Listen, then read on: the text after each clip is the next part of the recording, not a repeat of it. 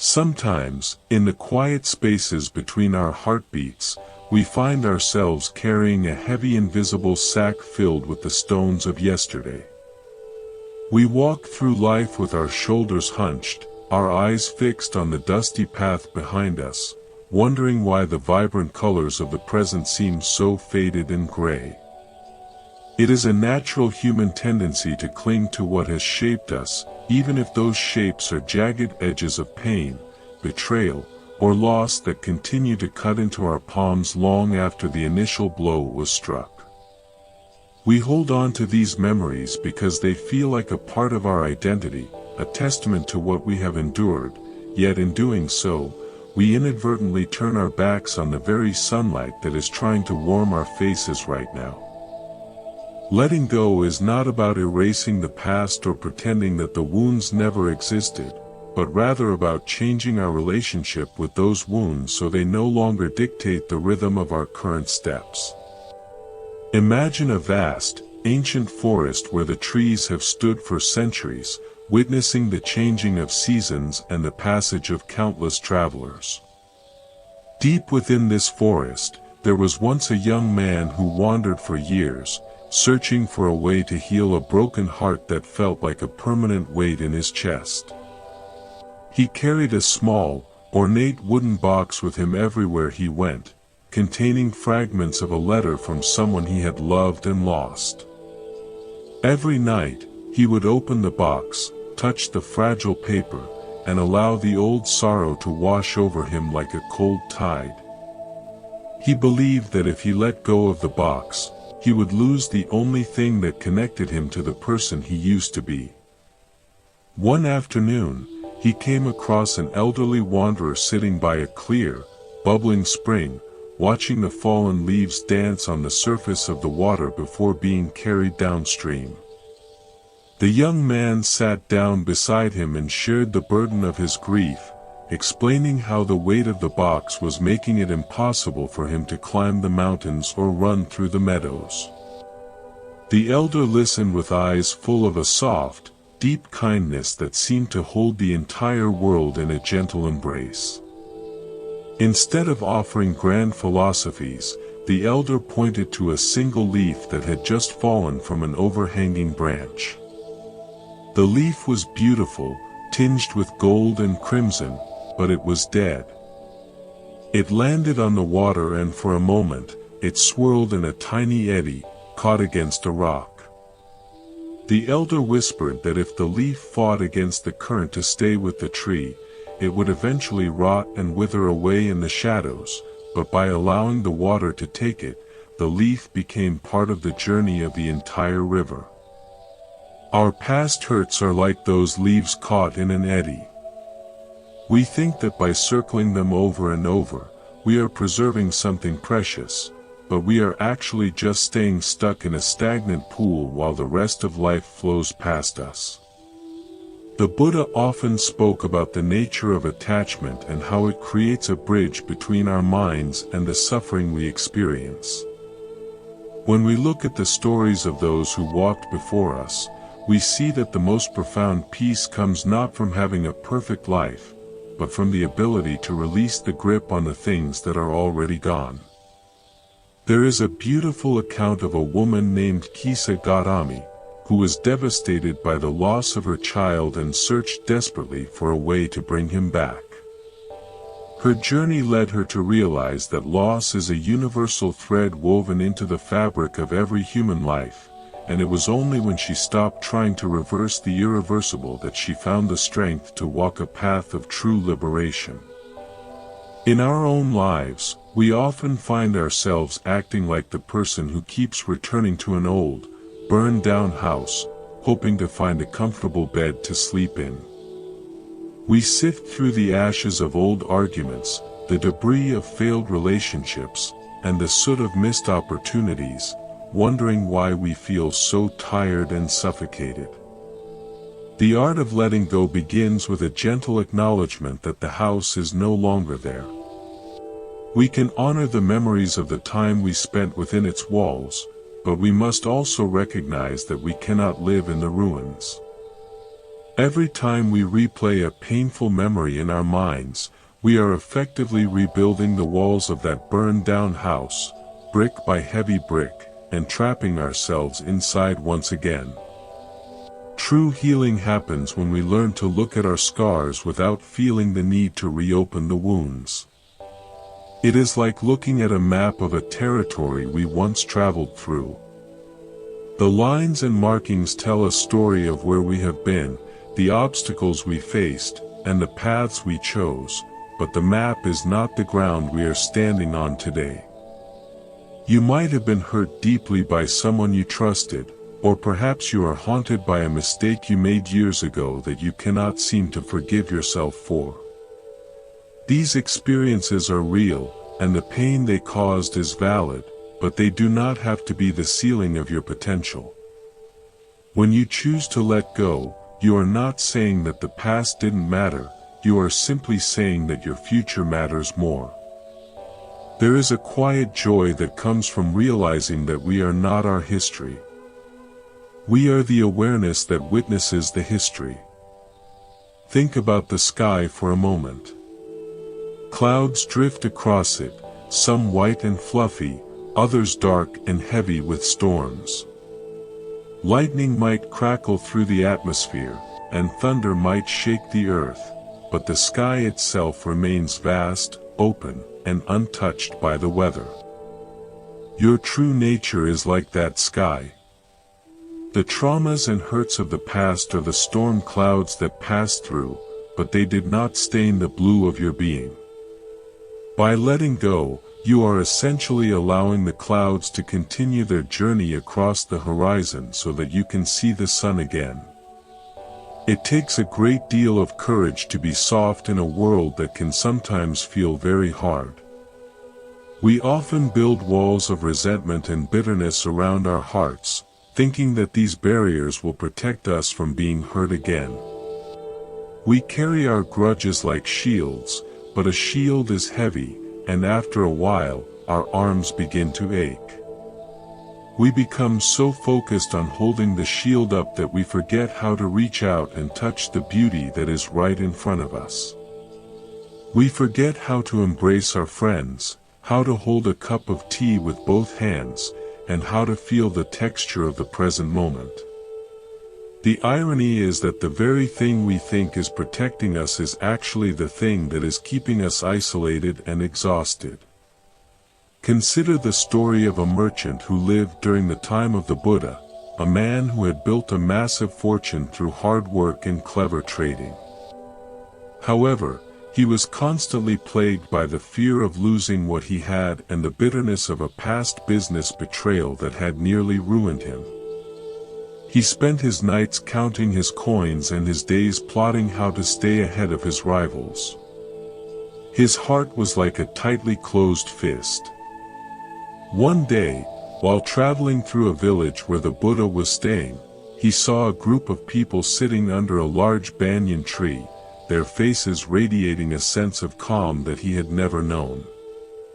He approached and asked how they could be so at peace when the world was so uncertain. One of the students shared that peace does not come from the absence of challenges, but from the absence of the need to control the outcome of every situation. The merchant realized that his fist was so tightly clenched that he couldn't even receive a gift if someone offered it to him. To receive the abundance of the present, he first had to open his hand. This is the essence of letting go. It is the transition from a clenched fist to an open palm. When our hands are open, we can let go of the things that are no longer serving us, and we are finally in a position to receive the new blessings that the universe is trying to give us. We often confuse letting go with giving up, but they are two very different things. Giving up is fueled by a sense of defeat and hopelessness, whereas letting go is an act of profound strength and wisdom. It is the conscious decision to stop pouring your energy into a bottomless pit. When you let go of a past hurt, you are reclaiming the energy that was tied up in that resentment and redirecting it toward your own growth and happiness. You are deciding that you will no longer allow someone who isn't even in the room with you to take up all the space in your mind. You are choosing to be the architect of your own peace rather than a prisoner of someone else's actions. The process of letting go is often a slow, rhythmic unfolding, much like the way a flower opens its petals to the morning light. It doesn't happen all at once, and there might be days when you feel the weight of the old stones more heavily than others. That is okay. Be gentle with yourselves during those times. Compassion is the key that unlocks the heavy chains of the past.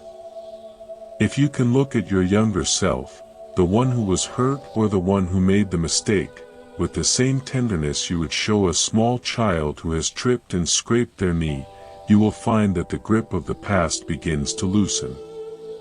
You don't need to punish yourself for what you didn't know then, and you don't need to carry the shame of what was done to you.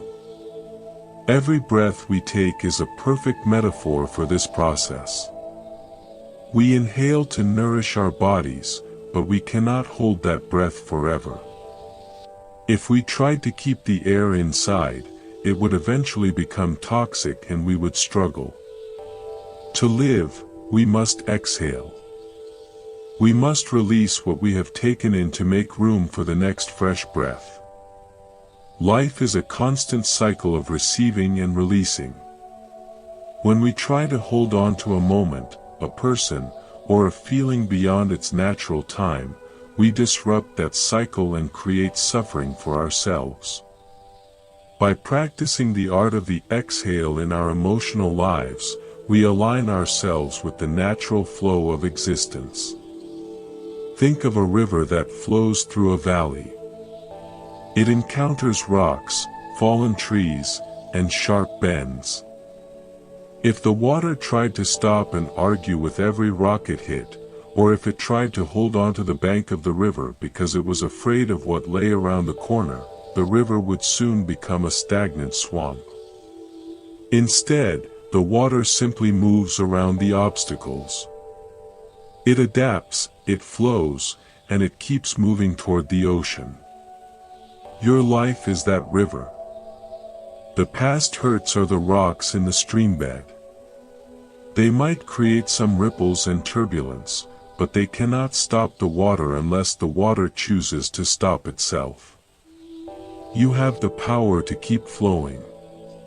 You have the inherent capacity to move past the obstacles and find your way back to the vastness of your own inner peace.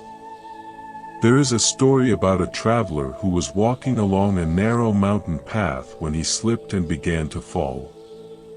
Just in time, he caught hold of a sturdy branch hanging over a deep precipice. He hung there, trembling with fear, shouting for help, but there was no one around to hear him. In his desperation, he looked up and saw a wise sage walking calmly along the path above. The traveler cried out, asking what he should do. The sage looked down and said simply, "Let go." The traveler was horrified. "If I let go, I will fall to my death," he shouted. The sage smiled gently and replied, "You are already falling, my friend. You are just making it much more painful by hanging on to that branch." This story reminds us that sometimes our clinging is what causes the most intense distress. We hang on to our pain because it feels familiar, and the unknown of letting go feels terrifying. We think that the branch is the only thing keeping us safe, but the branch is actually what is keeping us suspended in a state of constant anxiety and exhaustion.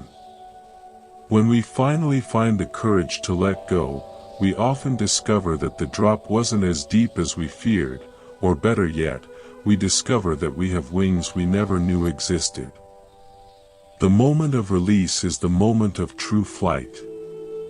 It is also important to remember that the people who have hurt us are often carrying their own heavy sacks of stones. This doesn't excuse their behavior, but it provides a context that can help us move toward forgiveness. Forgiveness is not something we do for the other person, it is a gift we give to ourselves. It is the act of cutting the energetic cord that keeps us tethered to the person who caused us pain.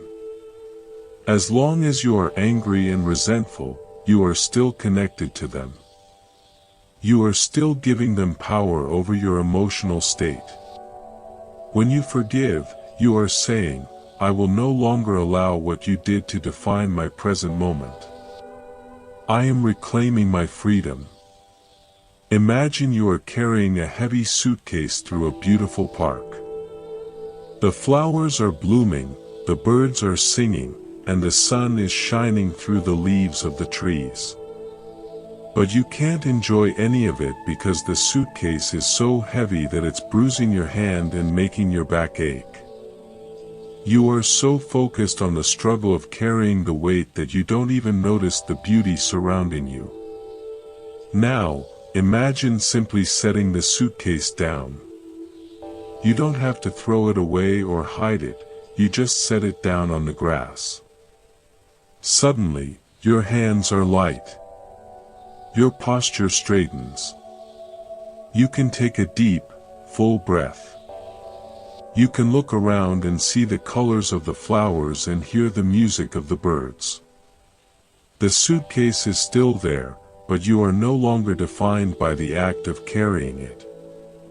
That suitcase represents the expectations we have of how life should have been. We carry the weight of what if and if only. If only I had said this, if only they hadn't done that, if only things had turned out differently. These thoughts are the heaviest stones of all because they are based on a reality that doesn't exist. We are mourning a ghost of a life that was never meant to be.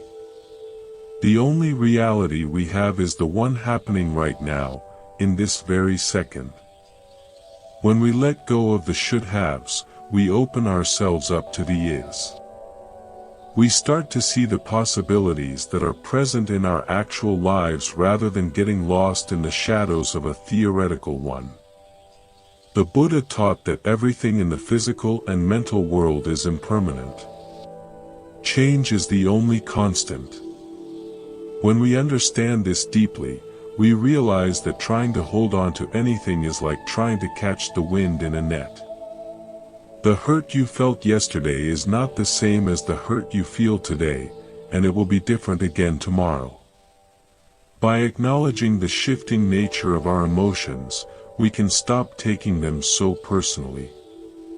We can observe the pain as it arises, acknowledge its presence, and then watch as it eventually fades away, making room for something else.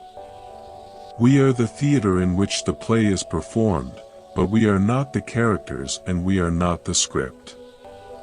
There was a master who used to tell a story about a man who was so terrified of his own shadow and so annoyed by his own footsteps that he decided to run away from them. He ran and ran, but every time he stepped, there was a footstep, and every time the sun shone, there was his shadow. He ran faster and faster until he finally collapsed from exhaustion and died. The master pointed out that if the man had simply stepped into the shade, his shadow would have vanished, and if he had sat down and rested, his footsteps would have ceased. We often try to outrun our past by staying busy, by distracting ourselves with work or entertainment, or by jumping from one relationship to another. But the past is like our shadow, it follows us wherever we go until we find the courage to sit still and address the root of the issue. Stepping into the shade means moving into the light of awareness and self-compassion. It means stopping the frantic race and allowing ourselves to feel whatever we need to feel without judgment. It is in the stillness that the dust settles and we can see the path clearly again. When we are constantly running, we are just kicking up more dust, making it harder and more confusing to find our way. Letting go is a form of resting.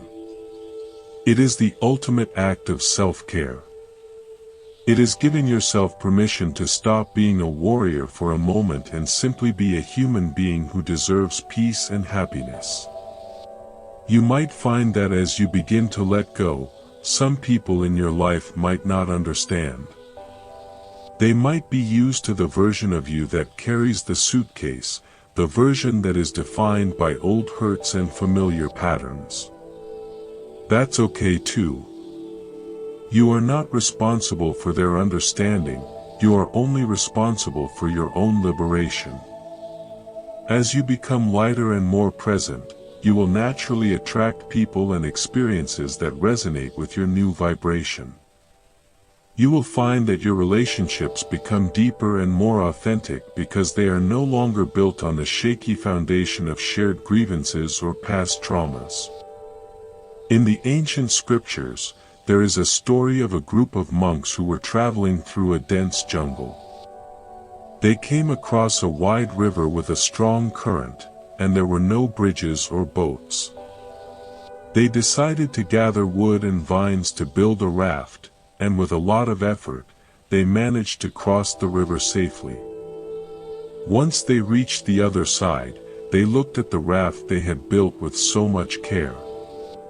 One of the monks suggested that since the raft had been so helpful, they should carry it on their backs for the rest of their journey through the jungle.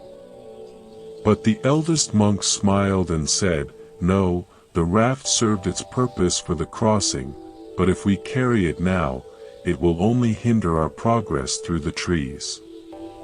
We must leave the raft by the river and continue our journey unburdened." Our past experiences, even the painful ones, are like that raft. They helped us get to where we are today. They taught us resilience, strength, and perhaps even wisdom. But if we continue to carry the weight of those experiences into the new terrains of our lives, they become a hindrance rather than a help. We must learn to say thank you to the raft for its service and then leave it behind. The jungle ahead is new and different, and we need our hands and our hearts to be free so we can navigate the challenges and enjoy the beauty that awaits us there. Every day is a new opportunity to practice this release. When you wake up in the morning, before the thoughts of yesterday start to flood in, take a moment to feel the stillness of the room. Remind yourself that today is a blank canvas. You don't have to paint it with the same colors you used yesterday. You can choose a completely different palette. You can choose peace. You can choose joy. You can choose to be present. The more you practice letting go of the small things, the easier it becomes to let go of the big things. It is a skill that we develop over time, a muscle that grows stronger with every conscious exhale. Letting go also means releasing the need to be right. How much energy do we waste trying to prove that someone else was wrong, that we were treated unfairly, or that our version of the story is the absolute truth? Even if we are right, the cost of maintaining that rightness is often our own peace of mind. Is it better to be right or to be happy? When we let go of the need for validation from the past, we realize that our worth is not dependent on anyone else's opinion or acknowledgement. We are enough exactly as we are, right now, regardless of what has happened before. As you sit with these thoughts, notice if there is any tension in your body. Perhaps your jaw is clenched or your shoulders are pulled up toward your ears. This physical tension is a reflection of the mental and emotional tension we carry. Take a deep breath, and as you exhale, consciously relax those muscles. Let the tension melt away like ice under a warm sun. This simple physical act of release can send a powerful signal to your mind that it is safe to let go of the emotional weight as well. You are creating a space within yourself where peace can finally take root and grow. There is a gentle power in vulnerability. When we stop trying to hide our scars or pretend that we are indestructible, we connect with others on a much deeper level. We realize that we are all walking each other home, and that every person we meet is fighting a battle we know nothing about. This shared humanity is a source of immense comfort. By letting go of our own defenses, we encourage others to do the same.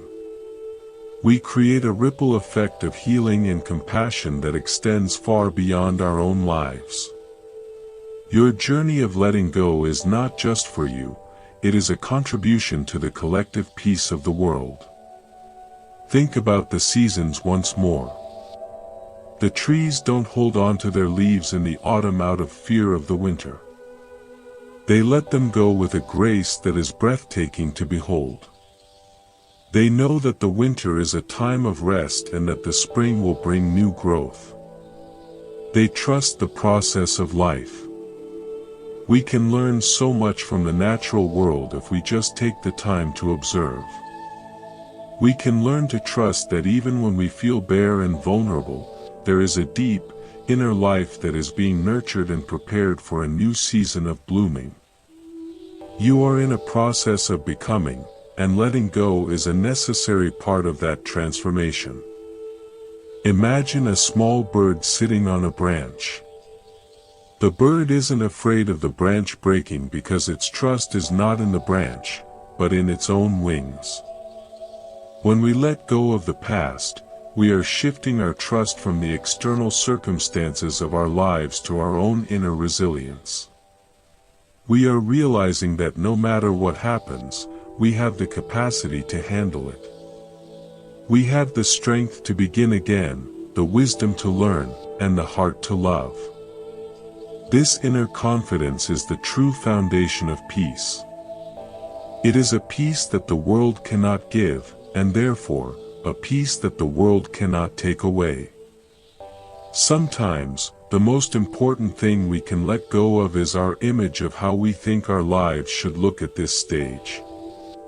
We compare ourselves to others, feeling like we are falling behind or that we have failed because we aren't where we expected to be. This comparison is a thief of joy. It keeps us focused on a lack rather than the abundance that is already present. When you let go of the comparison, you are free to appreciate your own unique path. Your journey has its own timing, its own lessons, and its own beauty. You are exactly where you need to be to learn what you need to learn. The stories of the past are just that, stories. They are not the truth of who you are. You are the one who is listening to the stories. You are the one who has the power to change the narrative. Instead of a story of victimhood, you can choose a story of survival. Instead of a story of loss, you can choose a story of transformation.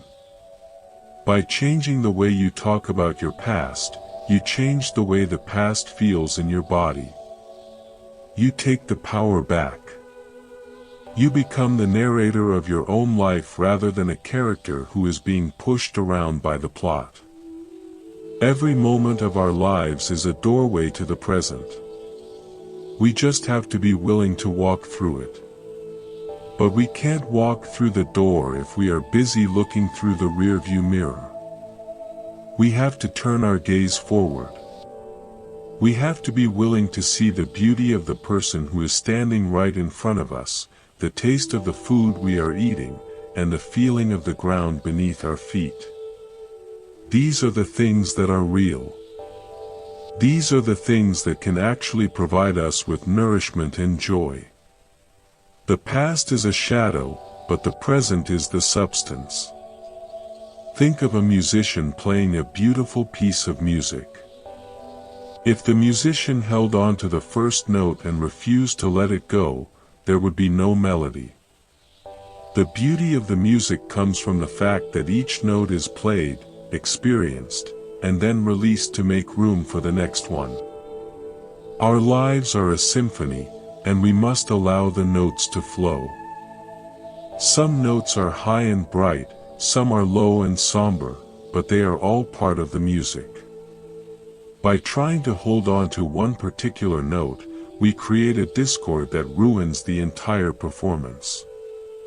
Let the music of your life flow in all its complexity and beauty. The art of letting go is ultimately an act of love. It is loving yourself enough to want to be free. It is loving the world enough to want to show up as your most present and authentic self. It is a journey that requires patience, persistence, and a whole lot of grace. But the destination is worth it.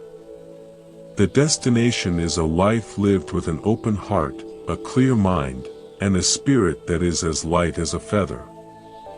You deserve that lightness. You deserve that peace. And it all begins with the simple, courageous decision to let go of the first stone. When we look back at the history of the Buddha, we see a man who walked away from a life of immense luxury and certain power. He let go of his titles, his possessions, and his future as a king. He didn't do this out of a sense of rejection, but out of a deep yearning to find the truth that lies beyond the material world. His journey shows us that sometimes we have to let go of what is comfortable and familiar in order to find what is truly meaningful. We don't have to give up our lives in the same way, but we can adopt that same spirit of inquiry and the willingness to release the things that are preventing us from seeing clearly. There was a story about a young woman who was always worried about what people thought of her. She carried the weight of every criticism and every sideways glance she had ever received. She felt like she was constantly on trial, trying to prove her worth to a jury that didn't even exist. One day, she visited a wise teacher who lived in a small hut on the edge of a village. The teacher gave her a glass of water and told her to hold it out at arm's length. After a few minutes, the woman's arm began to ache. After 10 minutes, her arm felt numb and paralyzed. The teacher asked, "How much does the glass weigh?" The woman replied that it wasn't heavy at first, but now it felt like it weighed 100 pounds. The teacher explained that the weight of the glass doesn't change, but the longer you hold it, the heavier it becomes. Our past hurts and the opinions of others are exactly like that glass of water. If we think about them for a minute, it's not a big deal. If we think about them for an hour, we start to feel an ache. If we hold on to them all day, we feel completely incapacitated. The solution is simple: put the glass down. You don't have to carry it. You have the power to set it aside whenever you choose. The relief you feel when you finally put the glass down is the first step toward true emotional freedom. We often think that by obsessing over a past hurt, we are somehow working through it. But there is a difference between reflection and rumination. Reflection is like looking in a mirror to see if your face is clean. Rumination is like staring into the mirror and getting angry at the reflection because it isn't perfect. Reflection leads to insight and growth, while rumination only leads to more suffering. When you catch yourself ruminating, gently redirect your attention to the present moment. Notice your breath, the feeling of your clothes against your skin, or the sounds in the environment. This simple shift can break the cycle of negative thinking and bring you back to the safety of the now. The past is like a library of books.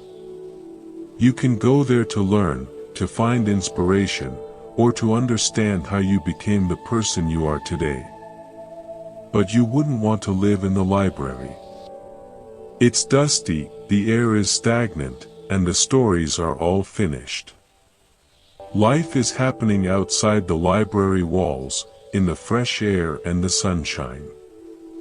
Visit the library when you need to, but make sure you spend most of your time living your own story as it unfolds in real time. You are the author, and you have a whole new chapter waiting to be written. One of the most profound ways to practice letting go is through the act of serving others. When we shift our focus from our own pain to the needs of someone else, something magical happens. Our own burdens suddenly seem a little lighter. We realize that we are not the only ones who are struggling, and that we have the capacity to bring a little bit of light into someone else's darkness. This connection creates a sense of purpose and belonging that can be incredibly healing. It reminds us that our value is not in what has happened to us, but in what we can give to the world right now.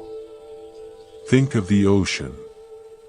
The surface can be incredibly turbulent, with whitecaps and crashing waves. But deep down, the water is calm and still. Your life is like that ocean. The past hurts and the daily stresses are the waves on the surface. They can be intense and overwhelming, but they don't reach the depths of who you are.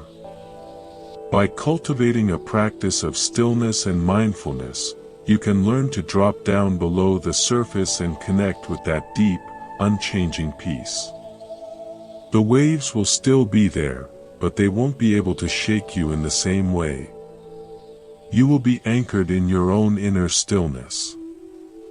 There is a story of a great artist who was commissioned to paint a mural on a large wall in a city square. He worked for months, pouring his heart and soul into every brushstroke. But just as he was finishing, a sudden storm rolled in and washed away a large section of the painting. The artist stood there in the rain, looking at the ruined mural. Instead of getting angry or giving up, he picked up his brush and started to incorporate the streaks and runs created by the rain into a new, even more beautiful design. He let go of his original vision and embraced the reality of what had happened, turning a disaster into a masterpiece. Our lives are like that mural. Sometimes things happen that are outside of our control and they ruin our plans. We can spend our time mourning the original vision, or we can pick up the brush and start painting something new. The scars and the streaks of the past can actually add depth and character to the mural of our lives if we are willing to work with them. Letting go of the way we thought things should be allows us to see the beauty in the way things are. It allows us to be creative with our lives rather than just reactive. As we continue this journey together, remember that you are not alone. Every single person you meet is carrying something. Every person is learning the art of letting go in their own way and in their own time. Be patient with yourself, and be patient with others. We are all works in progress. The fact that you are even thinking about these things is a sign of your incredible strength and your commitment to your own well-being. You are already on the path, and every step you take toward letting go is a victory. Let's take a moment to imagine what your life would look like if you truly let go of the one thing that has been weighing you down the most. Imagine the space that would open up in your heart. Imagine the energy you would have to pursue your passions and connect with the people you love. Imagine the sense of freedom you would feel every morning when you wake up. This isn't just a fantasy, it is a very real possibility. It is the life that is waiting for you on the other side of your release. You have the key to the prison cell, and the door is already unlocked. All you have to do is choose to walk out. The Buddha once said that peace comes from within and not to seek it without. This is a powerful reminder that we don't need the world to change or for people to apologize before we can find peace. We can find it right now, exactly as we are, by simply changing our inner landscape. Letting go is the ultimate internal shift. It is the decision to prioritize your own tranquility over your need for external resolution. It is a radical act of self-reliance and spiritual maturity. Think of a garden that has been neglected for years. It's full of weeds, thorns, and old debris. To make the garden beautiful again, you first have to clear out the old stuff. You have to pull the weeds and remove the stones. It's hard work, and you might get a few scratches along the way. But once the ground is clear, you can plant new seeds. You can grow roses, lilies, and vibrant herbs. The art of letting go is the weeding of the soul. It's the necessary preparation for a life that is full of beauty and fragrance. Don't be afraid of the work, because the harvest will be more than you can imagine. Sometimes we hold on to our pain because we are afraid that if we let it go, we will forget the lessons we learned. But true wisdom is what remains after the pain has subsided. You don't need to keep the fire burning to remember that you shouldn't touch the stove. The lesson is integrated into your being. You can release the suffering and still keep the wisdom. In fact, wisdom is much more accessible when the mind is not clouded by the smoke of old resentments. You can move forward with a clear head and a heart that is wise and open. Consider the journey of a bird that migrates thousands of miles every year. The bird doesn't carry a map or a suitcase. It trusts its instincts and it travels light. If the bird tried to carry even a few extra ounces of weight, it would never make it across the ocean. We are also on a long journey, and we need to travel light if we want to reach our destination. Our destination is not a place, but a state of being. It is the realization of our own inherent wholeness and peace. Every stone we drop makes the flight a little easier and the view a little clearer. In the quiet moments of the evening, when the world slows down, take a few minutes to sit in silence. Don't try to change anything or fix anything. Just be present with yourself. If a painful memory comes up, acknowledge it like you would a cloud passing by. You can say to yourself, "Oh, there is that old hurt again. I see you." And then, gently, let it go with your next exhale. Don't engage with it, don't argue with it, and don't try to push it away. Just let it be, and then let it go. This simple practice of mindful observation is one of the most effective ways to dissolve the power of the past. You are a beautiful, unique expression of life. You have so much to offer, and the world needs your light. Don't let that light be dimmed by the shadows of yesterday. You have the power to step out of the darkness and into the brilliance of the present moment. You have the courage to let go and the strength to begin again. The journey of 1,000 miles begins with a single step, and the journey of 1,000 releases begins with a single breath. Trust yourself. Trust the process. And know that you are loved and supported every step of the way. There was once a monk who lived in a remote mountain temple. He was known for his incredible peace and his ability to remain calm even in the most difficult situations. One day, a young traveler asked him his secret. The monk took a piece of paper and drew a circle.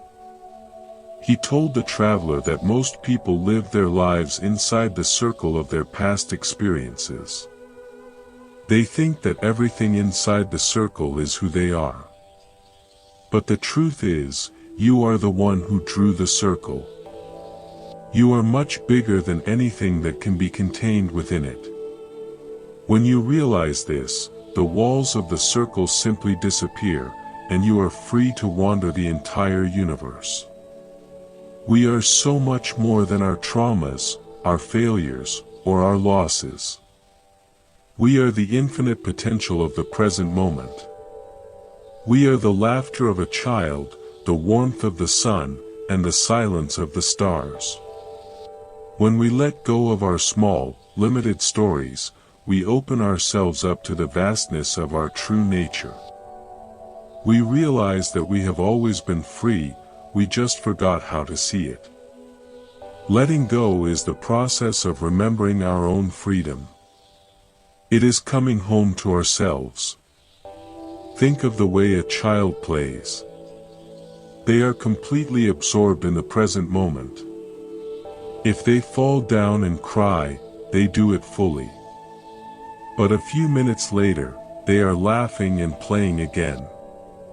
They don't carry the memory of the fall with them for the rest of the day.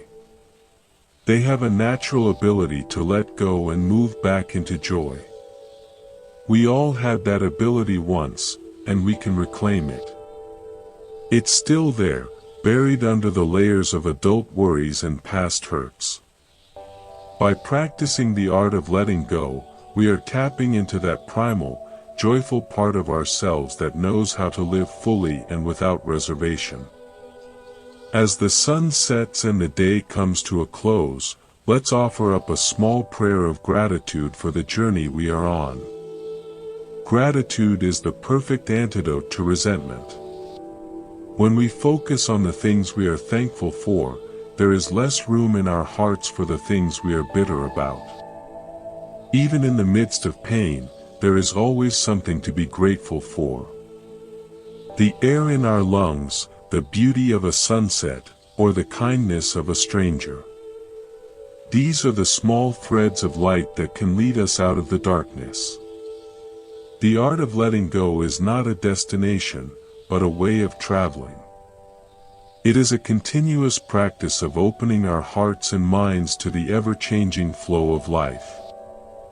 It is the path of the wise, the brave, and the free. As you move through your day, keep this practice in mind. When you feel yourself tightening up or clinging to an old story, just take a breath and remember the leaf on the river, the bird on the branch, and the musician and the notes. You are part of a beautiful, grand symphony, and your only job is to play your part with an open heart and a spirit that is ready to let go of each note as it passes. Consider the story of a traveler who was carrying a heavy load of bricks on his back. He had been told that he needed these bricks to build a house at the end of his journey. But as he walked, the path became steeper and the sun grew hotter. He was exhausted and miserable. Finally, he met a wise woman who asked him why he was carrying so many bricks. He explained his plan, but the woman pointed out that there were plenty of stones and clay all along the path. You don't need to carry the bricks from the beginning, she said, you can find what you need when you get there. We often do the same thing with our worries about the future and our hurts from the past. We carry them with us, thinking they are necessary for our survival or our identity. But they are just dead weight. We have everything we need within us to handle whatever the present moment brings. We don't need to carry the bricks of yesterday to build the life of tomorrow. We can trust that the resources we need will be available to us when the time comes. This trust is the foundation of a truly liberated life. When we let go, we also release the people around us from the burden of our expectations. We stop trying to change them or make them fit into our idea of how they should be. This allows our relationships to breathe and to grow naturally. It is the highest form of respect and love to allow someone to be exactly who they are, without judgment or pressure. When we are at peace with ourselves, we find it much easier to be at peace with others. The ripple effect of our own inner work is profound and far-reaching. Imagine a world where everyone practiced the art of letting go. A world where grudges were released like colorful balloons into the sky. A world where we didn't define ourselves by our past mistakes or the hurts we have endured. It would be a world of incredible lightness, compassion, and joy. It starts with us. It starts with you. Every time you choose to let go of a small resentment or a painful memory, you are contributing to that world. You are becoming a beacon of peace for everyone you meet. The past is a place of reference, not a place of residence. Use it to learn and to grow, but don't set up camp there. Your life is happening now, in this very moment. There is so much beauty and wonder waiting for you if you just have the courage to look. The sun is shining, the birds are singing, and the path ahead is open and clear. Take a deep breath, set down your heavy sack of stones, and step forward into the light. You are free, you are whole, and you are exactly where you are meant to be. The journey continues, and with each step, the burden becomes lighter. You are learning to dance with the rhythm of life, rather than fighting against it. You are discovering the incredible strength that comes from softness and the profound wisdom that comes from letting go. Keep going, dear friend. The view from the top of the mountain is breathtaking, and you are well on your way. Every breath is a new beginning, every moment is a chance to start over. The past is gone, the future is yet to come, and the present is a gift. That is why we call it the present. In the ancient times, there was a king who was constantly stressed by the demands of his kingdom and the memories of past wars. He sought the advice of a wise sage who gave him a ring with an inscription on it. The sage told the king that whenever he was feeling overwhelmed or haunted by the past, he should look at the ring. The inscription said, "This too shall pass." This simple truth applies to everything, our greatest joys and our deepest sorrows. When we realize that everything is temporary, we stop clinging so tightly. We learn to appreciate the good times while they last and to have hope during the difficult times, knowing that they will also fade away. This perspective is a powerful tool for letting go. When a painful memory arises, remind yourself that it is a temporary mental event. It is not a permanent feature of your existence. Like a wave in the ocean, it will peak and then it will subside. You don't have to do anything to it, you just have to wait for it to pass. This patient observation is a form of spiritual mastery. It is the ability to remain centered and calm in the midst of the ever-changing weather of the mind. As we walk together on this path of kind roots, let's remember to be kind to our own roots as well. Our roots are the experiences and the lineage that brought us to this moment. Even the difficult parts of our history are part of the soil that is nourishing our growth today. We don't have to hate the soil to love the flower. We can acknowledge the complexity of our past and still choose to bloom with all our heart. Your roots are deep and strong, and they have the capacity to transform even the most difficult experiences into the nectar of wisdom and compassion. Think of the way a potter works with clay. The clay has to be soft and pliable to be shaped into a beautiful vessel. If the clay is too hard, it will crack and break. Our hearts are like that clay. When we hold on to old hurts and resentments, our hearts become hard and brittle. We lose our ability to be shaped by the experiences of life. By practicing letting go, we are keeping our hearts soft and open. We are remaining pliable so that life can mold us into something more beautiful and profound than we could ever imagine for ourselves. There is a quiet dignity in the act of releasing. It is the choice to be bigger than the things that happen to you. It is the decision to live from a place of abundance rather than a place of lack. When you let go, you are saying to the universe, I trust that there is more than enough love, joy, and peace for me, and I don't need to cling to the scraps of the past to feel whole. This trust is rewarded with a sense of inner security that is unshakable. As we reach the end of this part of our conversation, let's take a deep breath together. Feel the air filling your lungs and then feel the relief as you let it go. This is the rhythm of life. This is the art of letting go. You are doing a wonderful job, and I am so grateful to be on this journey with you. Remember that you are a being of light and love, and nothing from your past can ever change that fundamental truth. Keep your heart open, your spirit light, and your gaze fixed on the beauty of the present moment. In one of the old stories, a man was walking through the forest when he encountered a tiger. He ran as fast as he could, but the tiger was gaining on him. He came to the edge of a cliff and saw a vine hanging down. He grabbed the vine and swung himself over the edge. Below him, he saw another tiger waiting for him to fall. Above him, the first tiger was snarling.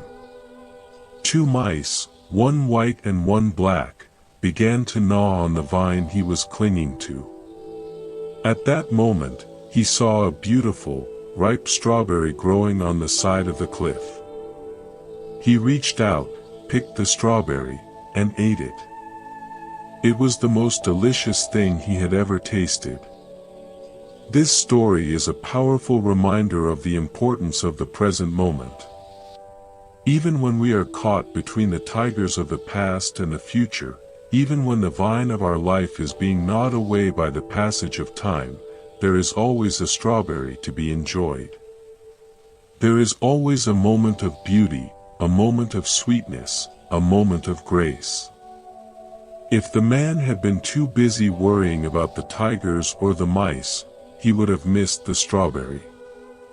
Letting go of the fear and the regret allows us to taste the fullness of life, even in the most challenging circumstances. The strawberry is the smile of a friend, the warmth of the sun, the taste of a good meal, or the simple feeling of being alive. These are the things that truly matter.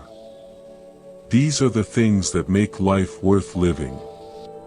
When we focus on the strawberry, the tigers lose their power over us. We realize that even in the face of uncertainty, we can still find joy. This is the ultimate victory of the human spirit. It is the ability to choose light over darkness, love over fear, and the present over the past. You have that power within you. You have the ability to find your own strawberries every single day. The more you practice looking for them, the easier they are to find. Your life is full of sweetness, you just have to be willing to see it. Let go of the heavy baggage and reach out for the fruit that is right in front of you. You deserve to taste the goodness of life, and it is available to you right now, in this very moment. Think about the way the earth itself lets go. It lets go of the old year to make room for the new one. It lets go of the leaves in the autumn to prepare for the blossoms of the spring. It is a constant, beautiful dance of release and renewal. We are part of that dance. We are not separate from the natural world, we are an integral part of it. When we align ourselves with the wisdom of the earth, we find that letting go becomes much more natural and effortless. We stop fighting against the seasons of our own lives and start to flow with them. There is a peace that passes all understanding, and it is waiting for you in the center of your own being. It is the peace that comes when the mind is still and the heart is open. It is the peace that comes when you finally stop trying to be anyone other than who you are. Letting go of the expectations of others and the demands of your own ego allows you to drop into that deep pool of tranquility. It is the greatest gift you can ever give to yourself, and it is the greatest gift you can ever give to the world. As you move forward into the next moments of your day, carry this sense of lightness with you. Remember that you are not your past, you are not your hurts, and you are not your worries. You are the infinite, beautiful space in which all of these things arise and pass away. You are free. You are loved. You are at peace. And the journey, with all its twists and turns, is exactly as it should be. Trust the path, trust yourself, and keep your heart open to the magic of the present moment. The ancient sages used to say that the entire universe is contained within a single drop of water. In the same way, the entire potential for your happiness is contained within this single moment. You don't need to go anywhere else or be anyone else to find it. You just have to be here, fully and completely. Letting go of the past is the key that unlocks the door to this presence. It is the final barrier between you and the life you were always meant to live. Imagine a bird that has been kept in a cage for its entire life. One day, the door is left open. At first, the bird might be afraid to leave. The cage is familiar, and the world outside seems vast and terrifying. But eventually, the bird feels the pull of the wind and the call of the sky. It takes a tentative step out, and then another. Finally, it spreads its wings and flies. The cage is still there, but it no longer has any power over the bird. You are that bird. The cage of your past hurts and limitations is open. You are free to fly. Don't be afraid of the vastness. Your wings are strong, and the sky is waiting for you. Every time you choose to be present, you are choosing freedom. Every time you choose compassion over judgment, you are choosing freedom. Every time you choose to let go of an old story, you are choosing freedom. Your life is a series of choices, and each one is an opportunity to reclaim your true nature. You are the architect of your own liberation. You have everything you need to create a life of profound peace and joy. So, let's take one more breath together, a slow, deep, nourishing breath. Inhale the possibilities of the present moment, and exhale the limitations of the past. Feel the space you are creating within yourself. Feel the lightness in your heart. You are ready. You are capable. And you are so incredibly beautiful. The journey continues, and the best part is yet to come.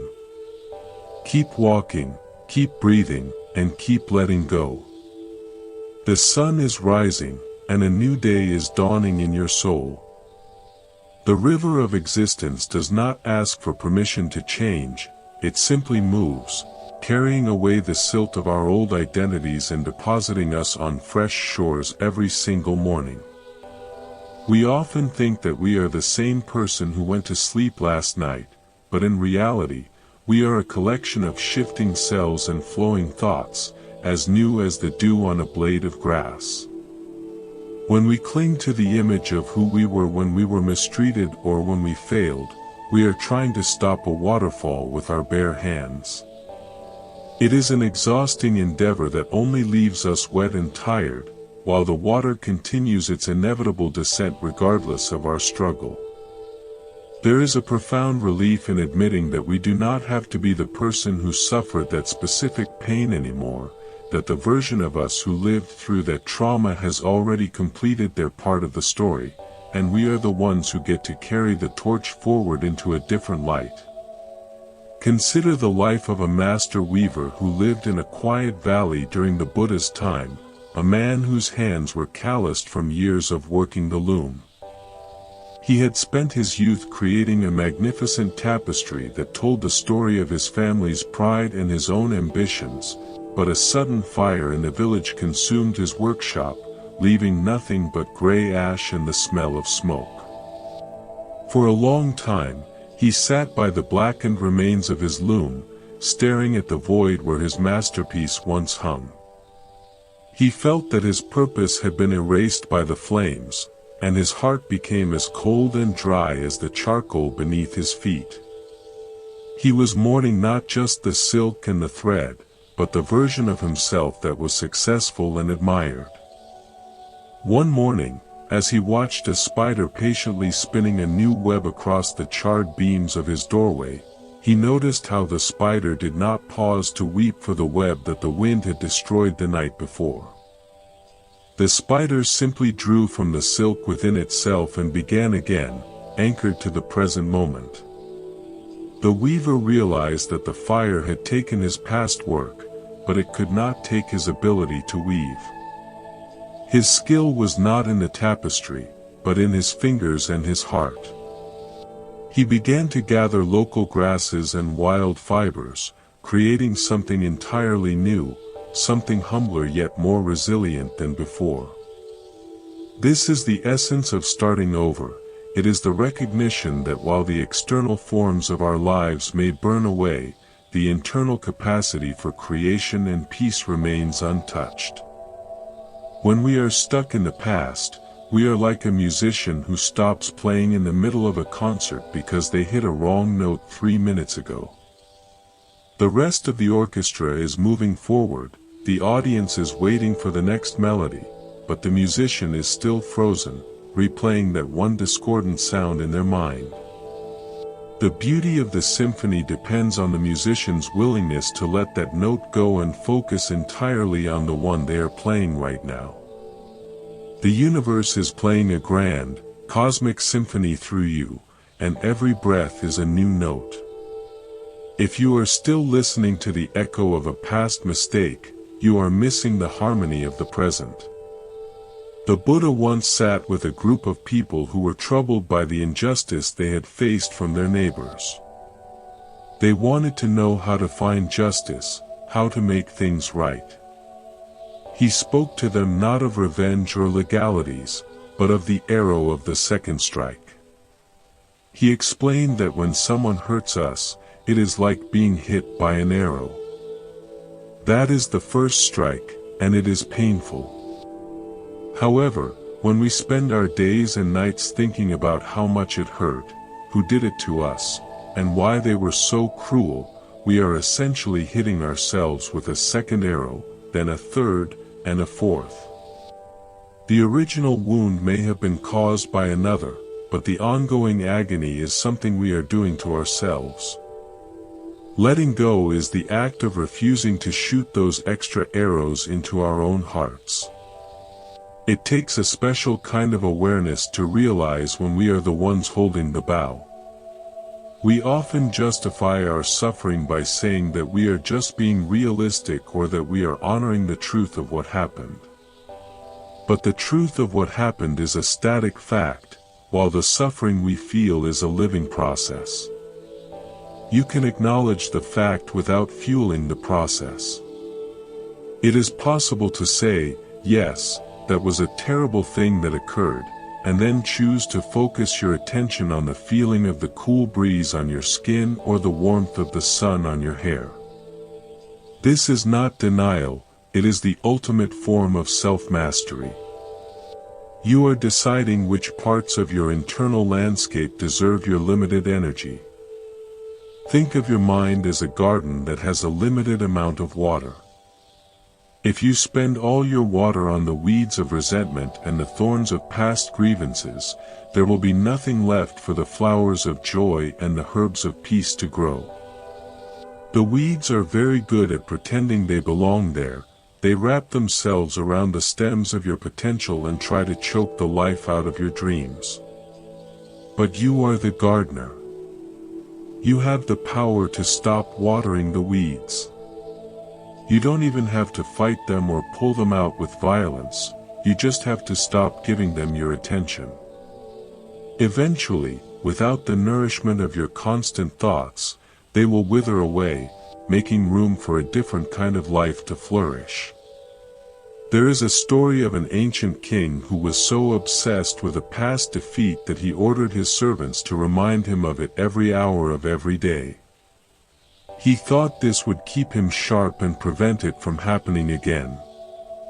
Instead, it made him bitter, paranoid, and miserable. He couldn't enjoy his meals, he couldn't sleep, and he couldn't lead his people with wisdom. One day, a traveling monk gave him a simple bowl of clear water and asked him to carry it through the palace without spilling a drop. The king was so focused on the water in the present moment that for the first time in years, he forgot about his past defeat. When he reached the end of the hall, he realized that his obsession with the past had been the very thing preventing him from being a great king in the present. We are all carrying our own bowls of water. Every time we let our minds wander back to the battlefield of our old hurts, we spill a little bit of our life force. We lose the clarity that is required to navigate the complexities of our current lives.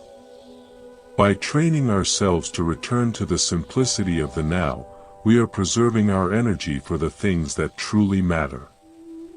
We are learning to be the masters of our focus rather than the servants of our memories. This is a quiet, daily practice that doesn't require any special equipment or fancy surroundings. It just requires a gentle willingness to come back, over and over again, to the here and the now. Every time you find yourself rehearsing a conversation that happened years ago, or imagining what you should have said to that person who wronged you, stop and notice the physical sensation of that thought. Usually, it comes with a tightening in the chest, a clenching of the jaw, or a heat in the face. This is your body telling you that it is under stress. Your body doesn't know the difference between a real threat and a remembered one. When you ruminate on past trauma, you are putting your nervous system into a state of high alert for a ghost. By noticing this, you can give yourself permission to soften.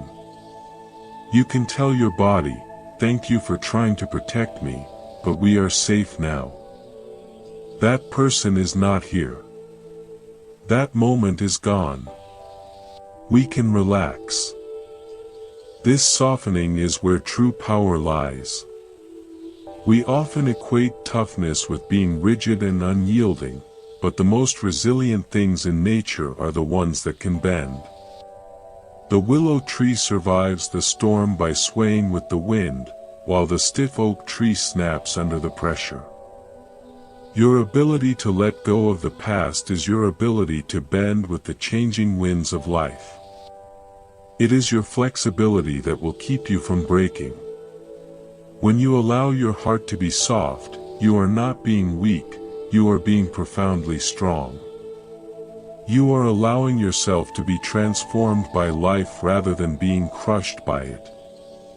In the Buddhist traditions, there is a concept called the original mind, which is the state of our awareness before it gets cluttered with judgments, labels, and attachments. It is often compared to a mirror that reflects everything that passes in front of it but remains unstained by the images. When a dark cloud passes, the mirror reflects darkness.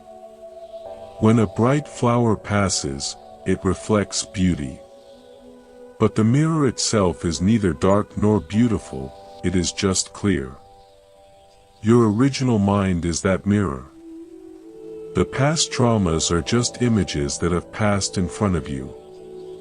They have appeared, they have lingered for a while, and now they are moving on. You are the clarity that allows them to be seen, but you are not the images themselves. As you sit in this moment, try to feel the quality of the mirror within yourself. Notice the thoughts of the past as they arise, but try not to grab onto them. Let them drift across the surface of your awareness like clouds across the sky. You don't have to do anything with them. You don't have to analyze them, justify them, or push them away. Just watch them. By becoming the observer of your thoughts rather than the victim of them, you are creating a space of freedom. In that space, the grip of the past begins to dissolve. You are no longer the person who was hurt, you are the vast awareness that is witnessing the memory of the hurt. This shift in perspective is like moving from being a character in a movie to being the person sitting in the theater.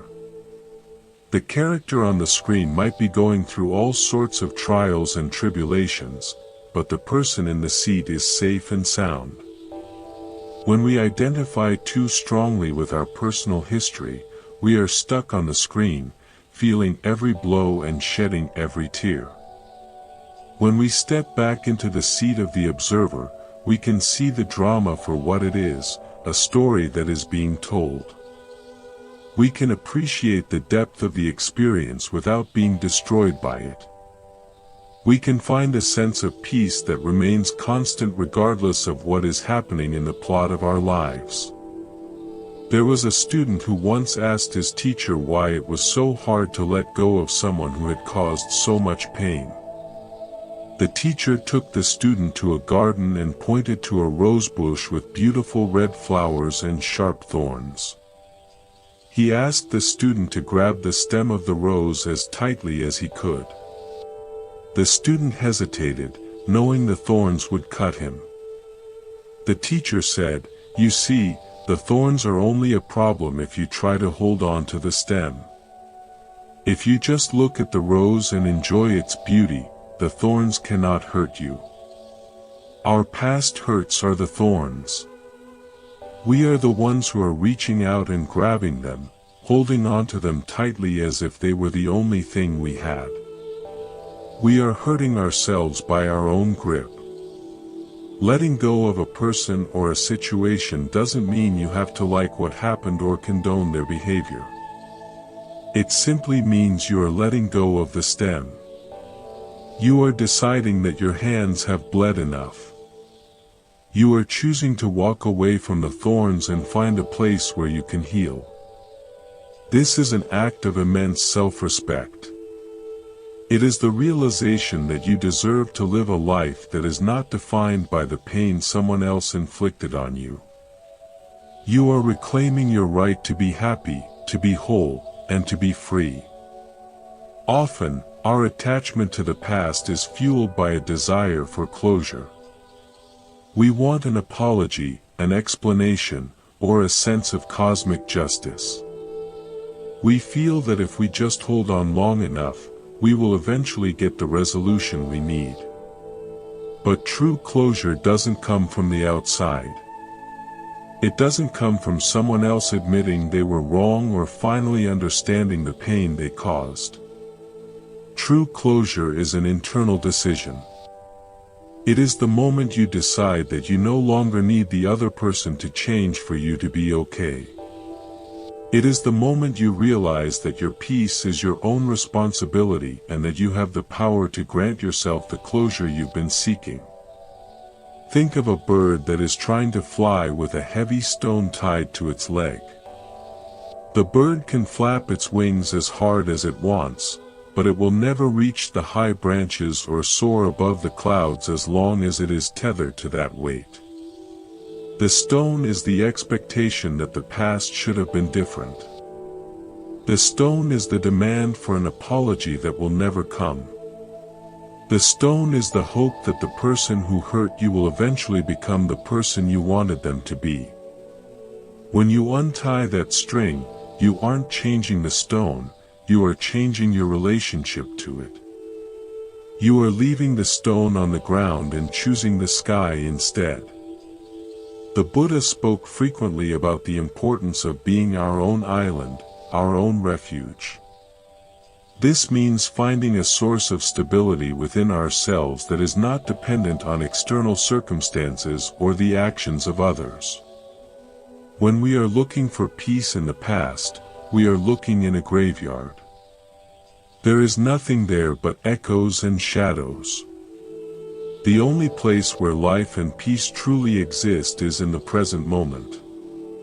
By cultivating our own inner island, we create a sanctuary where the storms of the past cannot reach us.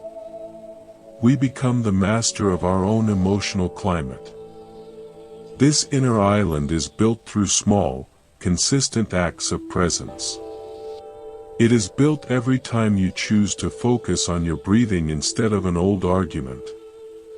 It is built every time you choose to be kind to yourself when a painful memory surfaces. It is built every time you appreciate a moment of beauty in the middle of a difficult day. These moments of awareness are like the stones that form the foundation of your refuge.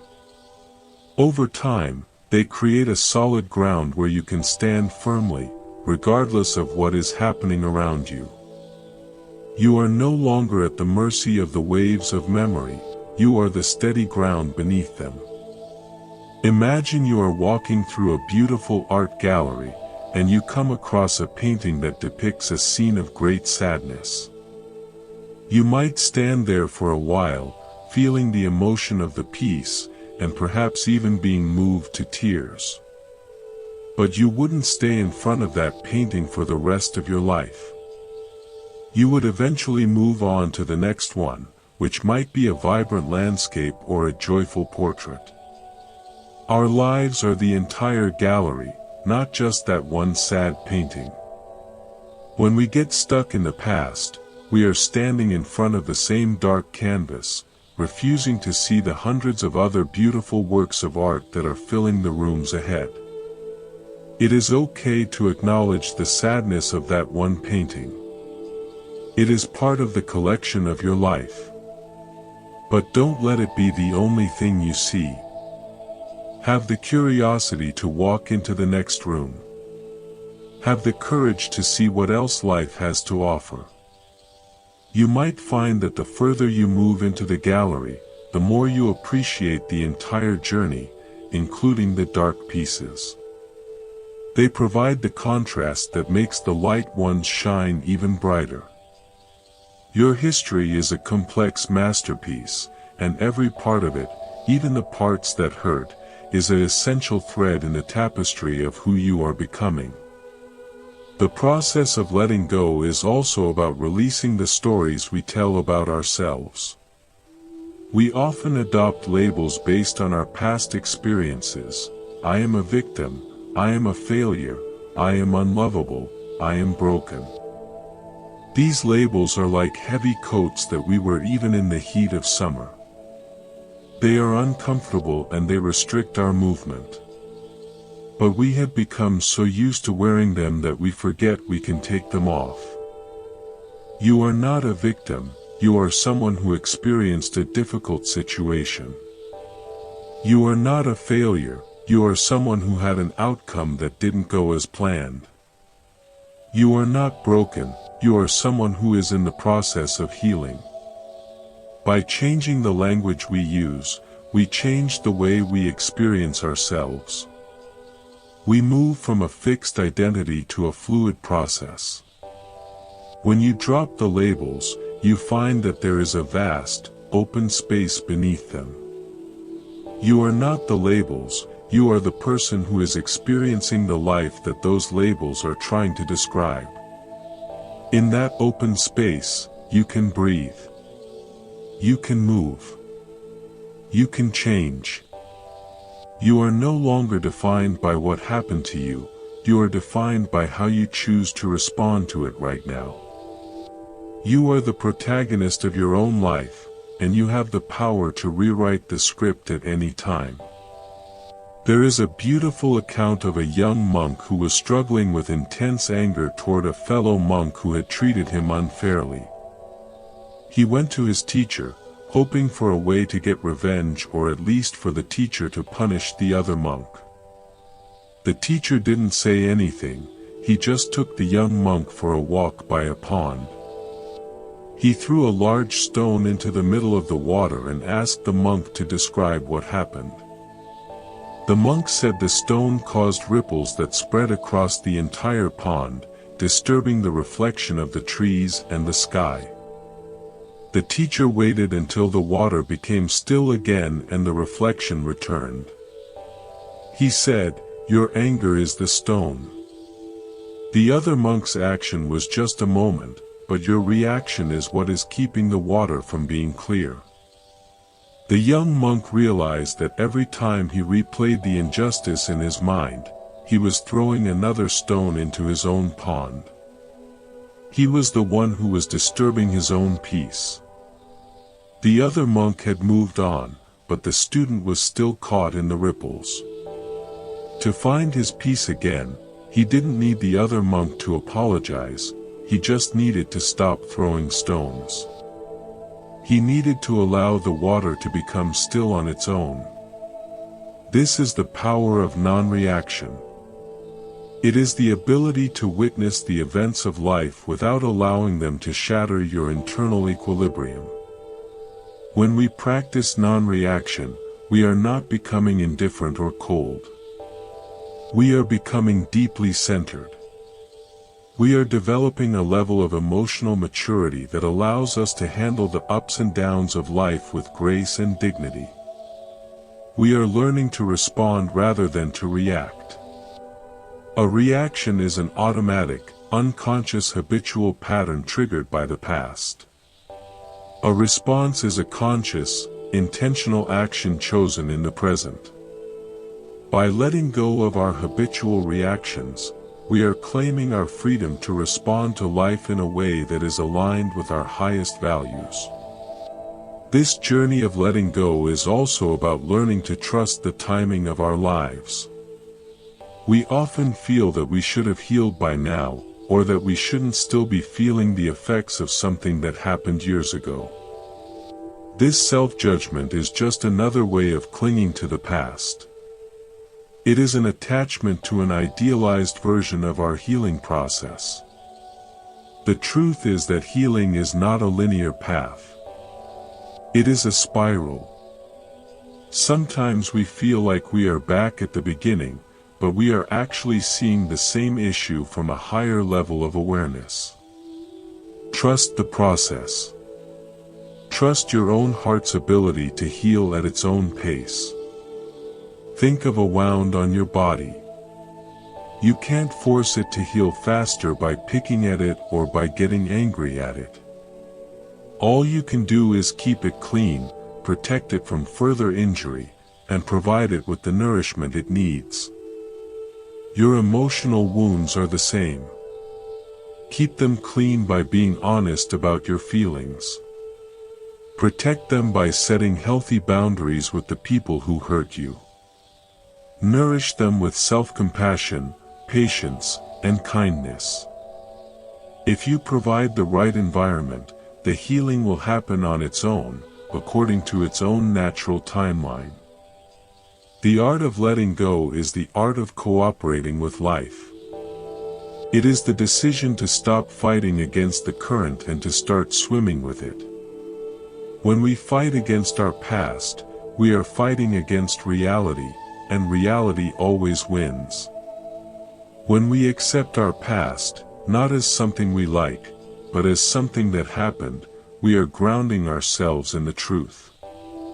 This acceptance is the starting point for all real change. From this ground, we can look around and see the possibilities that are actually available to us. We can start to build a life that is based on who we are now, rather than who we used to be. There is a quiet, steady joy that comes from this kind of acceptance. It is not the loud, temporary excitement of a new possession or a fleeting success. It is the deep, enduring satisfaction of being at peace with yourself and your history.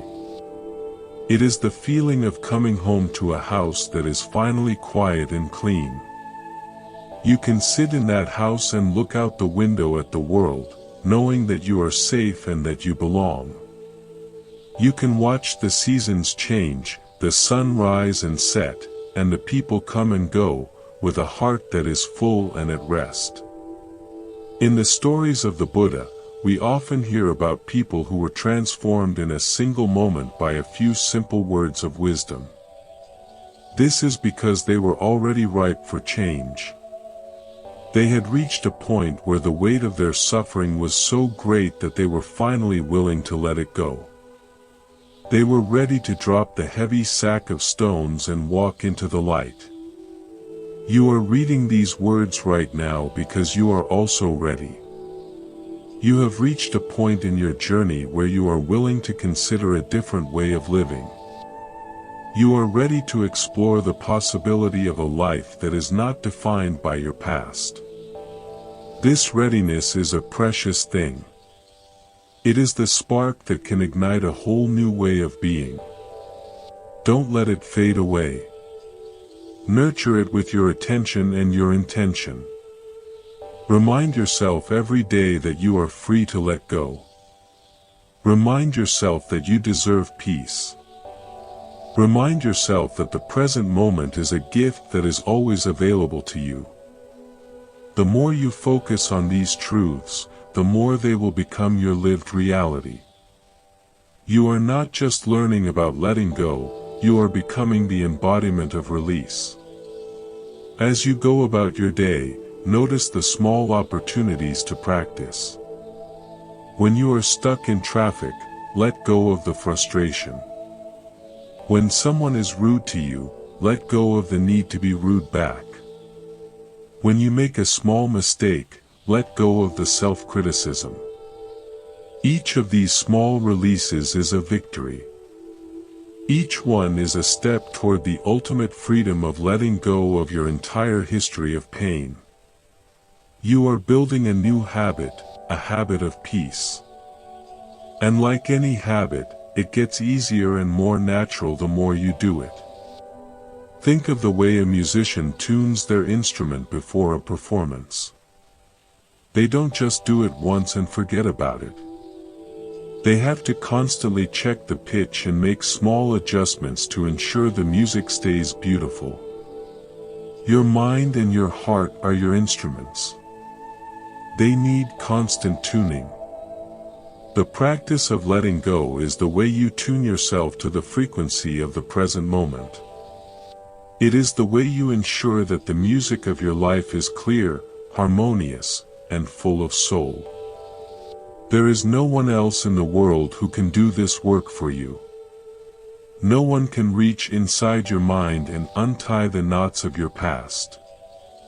No one can force you to be at peace. It is a journey you must take for yourself, but you are not alone in the sense that millions of others are on the same path. We are all learning to tune our instruments together. We are all learning to play the symphony of life with more grace and more love. Your progress is a source of inspiration for everyone around you, even if they don't know exactly what you are doing. The world needs people who are at peace with themselves. It needs people who have faced their demons and found a way to let them go. It needs people who can look at the past with wisdom and the future with hope. By doing this work, you are becoming a healing presence in the world. You are showing others that it is possible to move beyond trauma and to find joy again. You are a light in the darkness, a steady hand in the storm. Your liberation is a gift to the entire human family. Imagine a large, old tree that has survived many winters. It has scars on its bark from lightning strikes and branches that were broken by heavy snow. But the tree doesn't spend its days thinking about the storms of 50 years ago. It spends its days drinking in the sunlight, pulling water from the earth, and reaching toward the sky. It uses the scars to grow stronger, its wood becoming more dense and resilient in the places where it was once hurt. You are that tree. Your past hurts are the storms that have shaped you, but they are not the essence of who you are. Your essence is the life force that is currently surging through you, the same force that makes the trees grow and the stars shine. As you feel that life force within you, let it wash away the old stories. Let it dissolve the labels and the limitations.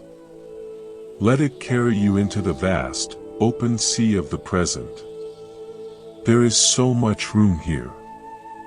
There is so much peace. You don't have to carry anything anymore. You can just be. You can just breathe. You can just flow. This is the ultimate art of letting go, to realize that there was never anything you needed to hold on to in the first place. You are already whole. You are already enough. You are already free. The sunset is beginning to paint the sky with shades of orange and pink, a reminder that another day is transitioning into the quiet of the night. This transition is a natural part of the cycle, a gentle letting go of the activity of the day to make room for the rest of the night. Allow yourself to transition in the same way.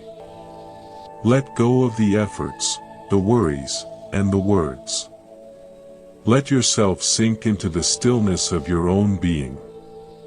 In that stillness, you will find the answers you have been looking for. In that stillness, you will find the peace that has always been yours. The ancient texts say that the path to enlightenment is not about gaining anything, but about losing everything that is not true. It is a process of subtraction, of peeling away the layers of illusion and attachment until only the pure, radiant truth remains. Letting go is the heart of this process. It is the shedding of the false self to reveal the true self. And the true self is not someone who is defined by the past, but someone who is eternally present, eternally free, and eternally at one with all that is. As you rest in this realization, let a gentle smile touch your lips. Not a smile of accomplishment, but a smile of recognition. You are recognizing your own inherent freedom. You are recognizing that the heavy sack of stones was always an optional burden. You are recognizing that the door to the cage was always open. This recognition is the true beginning of your life. Everything that came before was just the prologue. Now, the real story begins. And it is a story of beauty, of joy, and of an endless, wonderful unfolding. Think about a small stream that eventually finds its way to the great ocean. It doesn't know the way, and it doesn't have a map. It just follows the law of gravity and the pull of the sea. It flows around the rocks, through the meadows, and over the waterfalls. It doesn't try to hold on to the banks of the river or stay in the comfort of a quiet pool. It keeps moving, trusting the journey, until it finally merges with the vastness of the deep blue water. You are that stream, and the ocean of peace is your destination. You are already on your way, and the current is stronger than you think. Just keep flowing, keep letting go, and you will find your way home. The air around you is full of the whispers of the universe, encouraging you to be brave, to be soft, and to be free. Listen to those whispers in the quiet moments of your day. They are the voice of your own inner wisdom, the voice of the Buddha within you. They are reminding you that you are more than your history, more than your pain, and more than your fears. You are a miracle of existence, a unique and precious soul. And you are doing beautifully. Keep walking your path with kind roots, and know that every step you take in the direction of letting go is a step toward the light. When we consider the nature of time, we realize that the past and the future are just mental constructions. The only thing that truly exists is this very moment. When you are ruminating on the past, you are using the precious energy of the present to feed a phantom. When you let go, you are reclaiming that energy and bringing it back to where it belongs. You are becoming fully alive in the only time that matters. This is the greatest gift you can give to yourself and to those around you. Your presence is your most valuable asset. Imagine you are a master calligrapher, and you are about to write a single, beautiful character on a piece of white silk. Before you start, you must empty your mind of all distractions. You must let go of the previous strokes you have made and the ones you plan to make.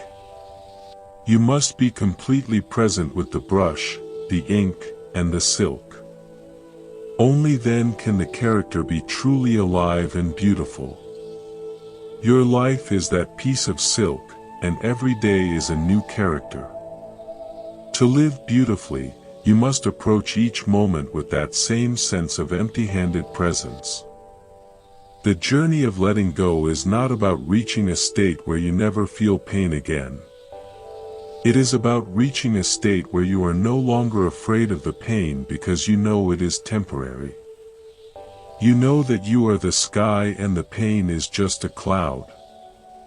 You can allow the cloud to be there without letting it define your entire day. You can be compassionate toward the hurting part of yourself while remaining anchored in the peaceful part of yourself. This is the balance of a wise and awakened heart. As the stars begin to twinkle in the night sky, let them remind you of the vastness of the universe and the relatively small scale of our personal troubles. In the grand scheme of things, our lives are a brief, beautiful flash of light. Let's not spend that light on bitterness and regret. Let's spend it on love, on kindness, on creativity, and on joy. Let's make our time here as meaningful and as peaceful as possible. Letting go is the prerequisite for that kind of life. It is the clearing of the ground so that something truly magnificent can be built. You are the master of your own internal world. You are the one who decides what stories to believe and what thoughts to cherish.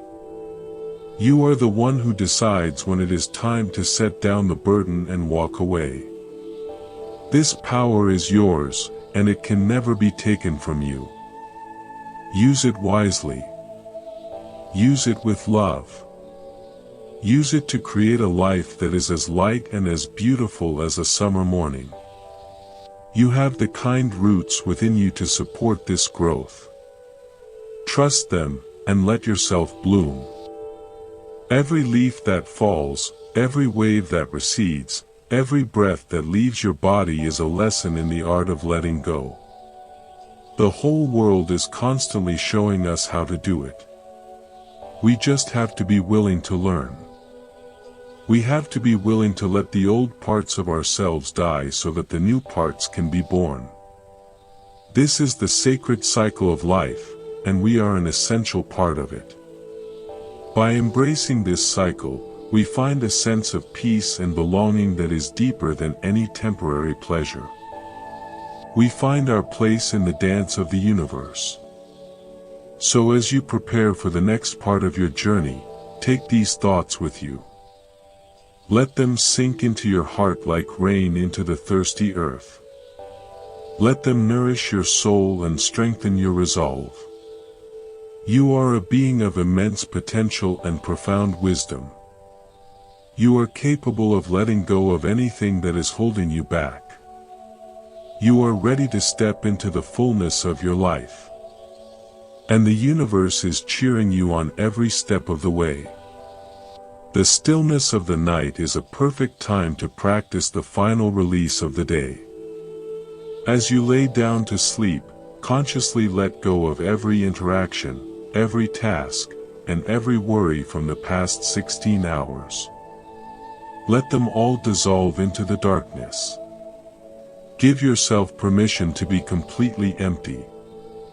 In that emptiness, you will find a deep and restorative rest. And when you wake up tomorrow, you will be a completely new person, ready to experience the wonders of a brand new day.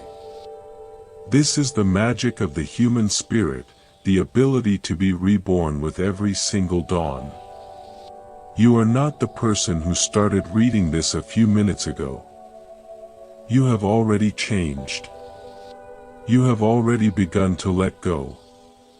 The seeds have been planted, and they are already starting to sprout. Keep tending to them with your attention and your kindness. Watch as they grow into a beautiful garden of peace and joy. You are doing a wonderful job, and I am so honored to be a part of your journey. Remember that the kind roots are always there to support you, and the light of the present moment is always there to guide you. In the final analysis, our lives are not measured by what we have achieved or what we have possessed, but by how much we have loved and how much we have let go. To love deeply, we must be able to let go of our fears and our defenses. To live fully, we must be able to let go of our past and our expectations. These two things are intimately connected. The more we let go, the more space we have to love. And the more we love, the easier it becomes to let go. It is a beautiful, virtuous cycle that leads us directly to the heart of peace. So let's choose love. Let's choose presence. Let's choose the freedom of the open hand. The journey is long, but it is also very beautiful. And every step you take in the direction of letting go is a step toward home. You are already home, dear friend. You just have to realize it. The peace you are seeking is the peace you are. Letting go is the process of peeling away everything that prevents you from seeing that truth. And once you see it, you will never be the same again. You will be free. The morning light filtering through the canopy of our lives often reveals the dust we have allowed to settle on the furniture of our souls, those old habits of thought and tiny resentments that have become so familiar we almost mistake them for home. We sometimes think that to be strong, we must be like a statue of stone, immovable and unchanged by the elements, yet the most enduring mountains are those that allow the rain to carve paths through their cliffs and the moss to soften their jagged peaks. True resilience is found in the ability to be porous, to let life move through us rather than crashing against us. When we hold on to the past, we are trying to become impermeable, creating a psychological armor that eventually becomes a prison, keeping the world out but also keeping our own light trapped inside. Consider the story of a traveler in the time of the Buddha who was crossing a vast desert, carrying a heavy goatskin filled with water that had grown stagnant and bitter from the heat. He was so afraid of thirst that he refused to pour out the old water, even when he came across a hidden oasis with a spring so clear it reflected the very stars in the daylight. He sat by the edge of the fresh water, clutching his foul-smelling goatskin, paralyzed by the fear that if he let go of what he had, the new source might suddenly dry up. He didn't realize that by holding on to the bitter, he was physically unable to taste the sweet. The Buddha, passing by, noted that the man's suffering was not caused by the desert, but by his own refusal to trust the abundance that was flowing right beneath his feet. Our memories of betrayal and disappointment are often like that stagnant water. We keep them because they are what we know, and the unknown of a heart without a grudge feels like a vast, empty space we aren't yet sure how to fill. But that emptiness is not a void, it is a clearing. It is the necessary silence before a new song can begin. If we look at the way a forest recovers after a fire, we see that the most vibrant wildflowers are often the ones that grow in the spaces where the thickest brush used to be. The loss of the old growth, as painful as it was, provided the sunlight and the nutrients for something delicate and beautiful to emerge. There is a subtle trap in thinking that we must understand why something happened before we can move on from it. We become like detectives in our own lives, endlessly reviewing the evidence, looking for a motive or a reason that will finally make the pain make sense. Yet, some things in this human experience simply do not have a logical explanation that will satisfy the heart. The search for why is often just a sophisticated way of staying connected to the hurt. When we let go of the need for an explanation, we are choosing peace over intellectual satisfaction. We are deciding that our well-being is more important than having the last word in an internal argument that the other person isn't even participating in.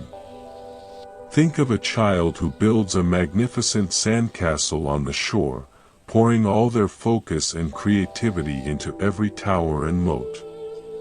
When the tide inevitably comes in and washes the castle away, the child might feel a moment of sadness, but then they often turn around and begin to play with the foam of the waves or look for seashells. They don't spend the rest of the day screaming at the ocean for its perceived injustice. They understand, at a very primal level, that the joy was in the building, not in the permanence of the structure. We are often the adults who are still standing on the shore, shaking our fists at the tide, wondering why our sandcastles didn't last forever. The art of letting go is essentially a return to that childlike state of grace, where we allow the tides of life to do what they do without taking it as a personal insult. It is a recognition that the universe is not conspiring against us, but is simply moving in cycles that are far larger than our individual desires.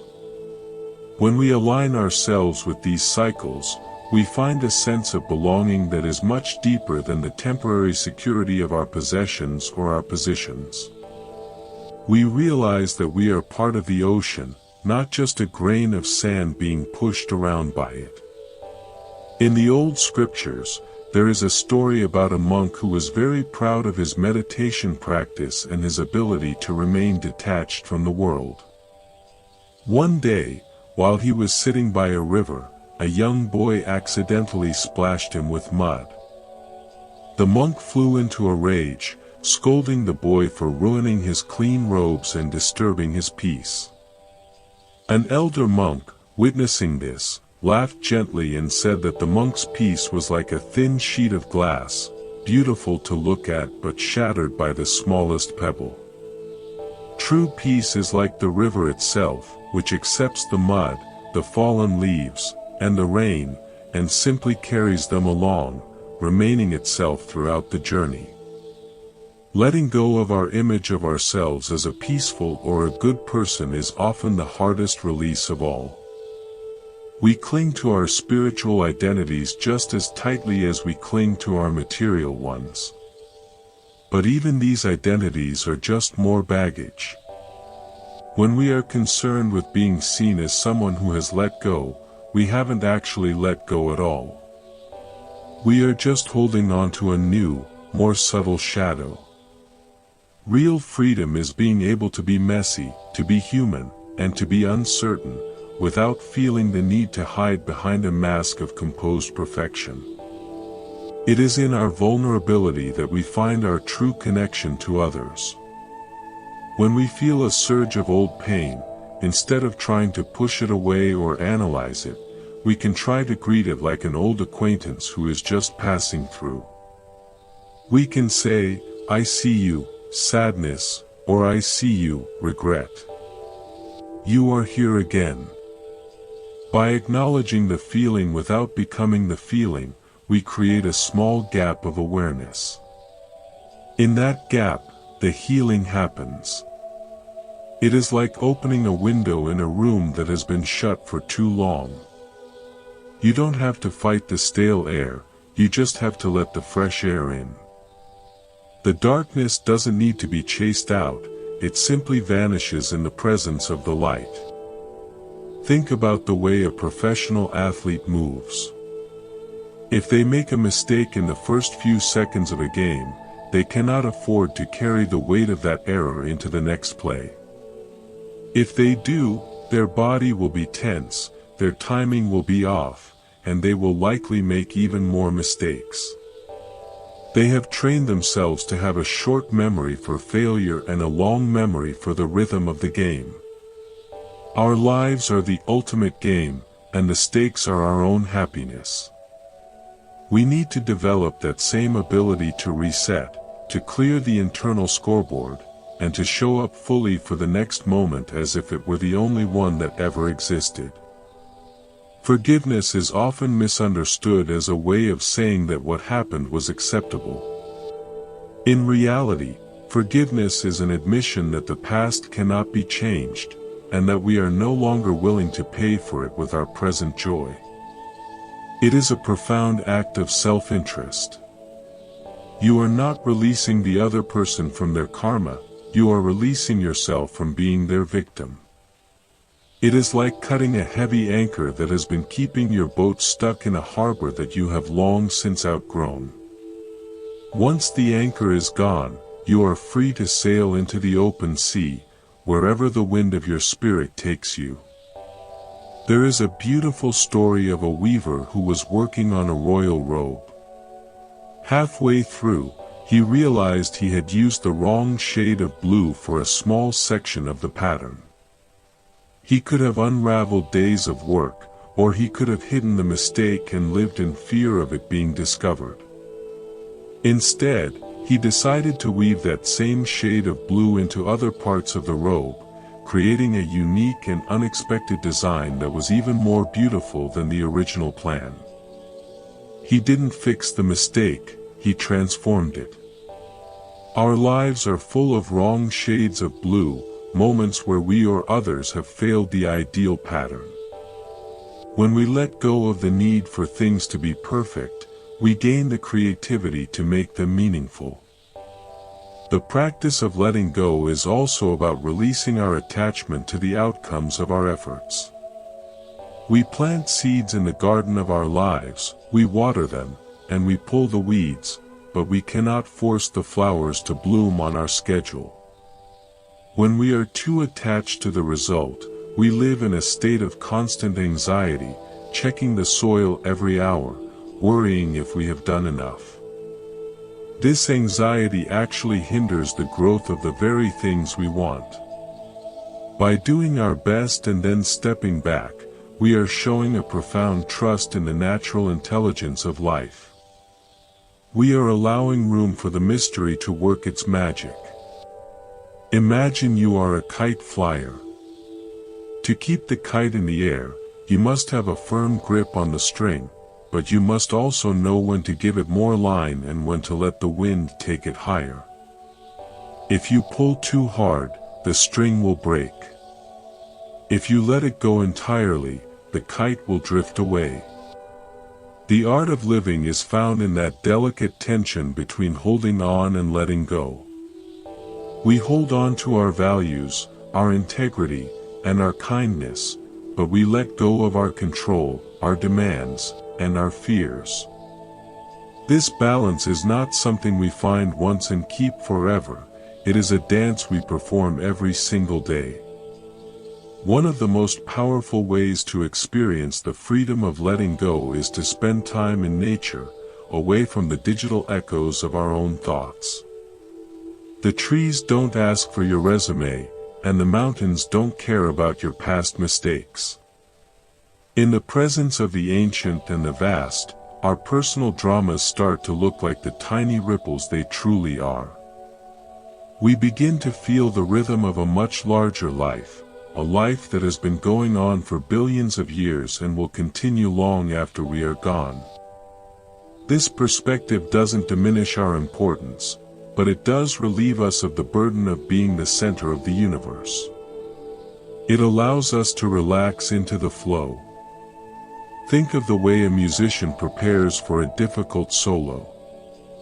They practice until the notes are in their fingers, but when the moment comes to perform, they must let go of the practice and let the music play through them. If they are thinking about the technical details or worrying about a mistake, the performance will be mechanical and lifeless.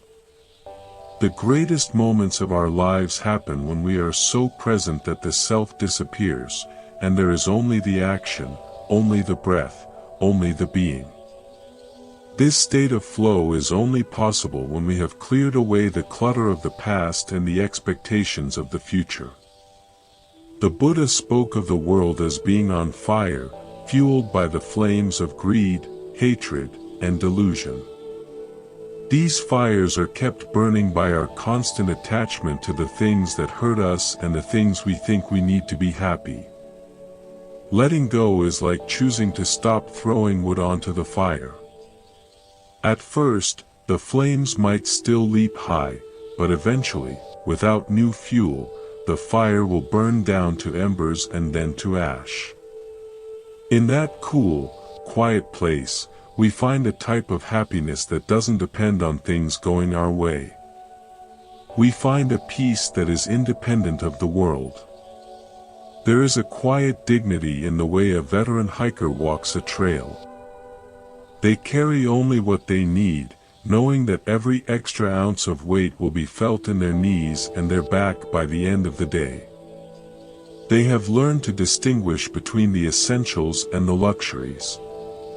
Our emotional lives are often cluttered with luxuries we can no longer afford to carry: the luxury of being right, the luxury of being offended, the luxury of holding a grudge.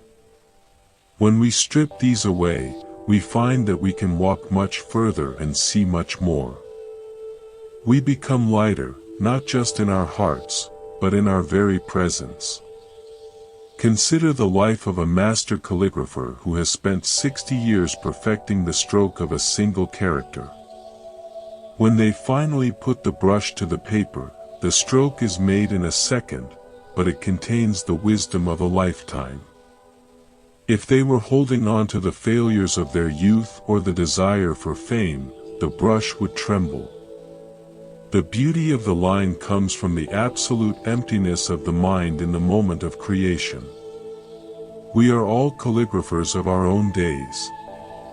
Every action we take is a stroke on the silk of time. Let your strokes be bold, clear, and free from the shadows of yesterday.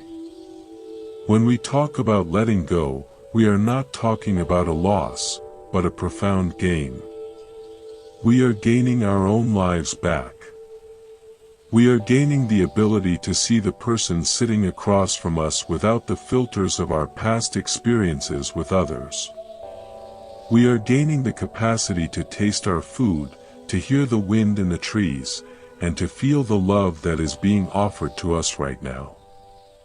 It is as if we have been walking through a beautiful garden with our eyes closed, and letting go is the act of finally opening them. The garden was always there, but now we are actually in it. The roots of our trees are meant to go deep into the earth to find the hidden springs of wisdom and compassion. But if those roots are tangled around the buried stones of old traumas, they cannot reach the water. We must do the slow, quiet work of untangling, of releasing the stones, one by one. It isn't always easy, and it isn't always fast, but it is the most important work we will ever do. As the roots grow free, the tree above ground begins to flourish in ways we never thought possible. The leaves become greener, the branches reach higher, and the fruit becomes sweeter. Every evening as the light fades, the world undergoes a massive, silent release. The flowers close their petals, the birds return to their nests, and the heat of the day radiates back into the sky. There is no struggle in this transition, no argument with the coming of the dark. It is a surrender to the natural order. We can learn to end our days with that same grace, letting go of the accomplishments and the frustrations alike. By entering the night with a clean heart, we prepare ourselves for the miracle of a new beginning. We allow ourselves to be renewed in the deep, dark silence of sleep. The path we are walking together is not a climb to a distant peak, but a journey into the center of our own hearts. Everything we have been looking for, the peace, the love, the freedom, is already there, waiting to be uncovered. Letting go is simply the process of removing the layers of dust and debris that have hidden our true nature. It is a return to the source, a coming home to the kind roots that have been supporting us all along.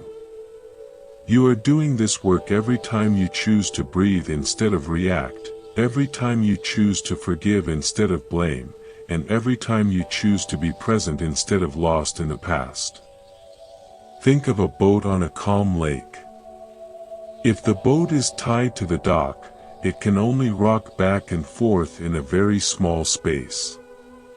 It can never know the depth of the center of the lake or the beauty of the far shore. Letting go is the act of untying the rope. At first, the boat might drift aimlessly, and that can feel uncertain. But soon, the gentle current of life will begin to move the boat, and the journey will truly begin. You are not meant to stay tied to the dock of your past. You were built for the open water, for the adventure of the now. The stories of the past are like old maps of a country that no longer exists. The borders have changed, the rivers have shifted their courses, and new cities have been built. If you try to navigate your life using an old map, you will constantly find yourself lost and frustrated. You must be willing to put down the old map and look at the territory as it is today. You must be willing to be a pioneer in your own life, exploring the landscape of the present with fresh eyes and an open heart. This is the only way to find the path that leads to true happiness. There is a sense of wonder that returns when we stop trying to control everything. We start to notice the small miracles that we were previously too busy or too stressed to see. The way the light hits a glass of water, the sound of a distant bell, the intricate patterns on a leaf. These are the gifts of the present, but they can only be received by a mind that is not preoccupied with the past. When we let go, we become like a clear mirror, reflecting the world in all its vivid detail and startling beauty. We become part of the wonder ourselves. The wisdom of the Buddha is not a set of dogmas to be believed, but a set of tools to be used. One of the most important tools is the understanding of impermanence. When we deeply realize that everything is changing, we stop trying to hold on to things that are naturally passing away. We learn to enjoy the flower while it is in bloom, without being devastated when it withers. We learn to appreciate the sunset while it lasts, without trying to stop the sun from going down. This acceptance of the flow of life is the ultimate cure for the suffering caused by attachment. We are all in this together, this beautiful, messy, challenging, and wonderful human experience. No one is perfect at letting go, and no one is immune to the pain of the past. But we can support each other in the practice. We can be kind to ourselves when we stumble, and we can offer a hand to others when they are struggling. By creating a community of kind roots, we are building a world where it is a little bit easier for everyone to find peace. Your journey of release is a part of that larger healing. As the quiet of the morning deepens, let yourself settle into the space between your thoughts. That space is your true home. It is a place of infinite peace and boundless potential. It is the source of your creativity and the wellspring of your compassion. The more time you spend there, the less the dramas of the past will seem to matter. You will find that you are naturally letting go, not because you are trying to, but because you have found something so much better. You have found yourself. Think about a river that flows through a canyon. Over millions of years, the water doesn't fight the rock, it simply persists. It flows, and eventually, the rock gives way, creating a spectacular and beautiful gorge. Your practice of letting go is like that water. It might not seem like much is happening on any given day, but over time, your persistence will carve out a new landscape in your soul. You will create space for depth, for beauty, and for a strength that is as enduring as the earth itself. Trust the water. Trust the flow. Every moment is an invitation to start again. No matter what happened 10 years ago or 10 minutes ago, you can choose to be free right now. You can choose to set down the heavy suitcase of your history and walk forward with empty hands. You can choose to be the sky rather than the storm. This is the great secret of a happy life, and it is a secret that is available to everyone, at every moment. The door is always open, and the invitation is always standing. All you have to do is say yes to the present. So, as you continue with the rhythm of your day, keep that yes in your heart. Let it be the background music to your actions. Let it soften your gaze and steady your hands. You are a being of light, and the shadows of the past have no power over you unless you give it to them. Choose to live in the light. Choose to be here. Choose to let go. The journey is beautiful, and you are exactly where you need to be to take the next step. You are supported, you are loved, and you are free. The ancient sages used to say that the best time to plant a tree was 20 years ago, but the second best time is today. The same is true for the seeds of peace in your heart.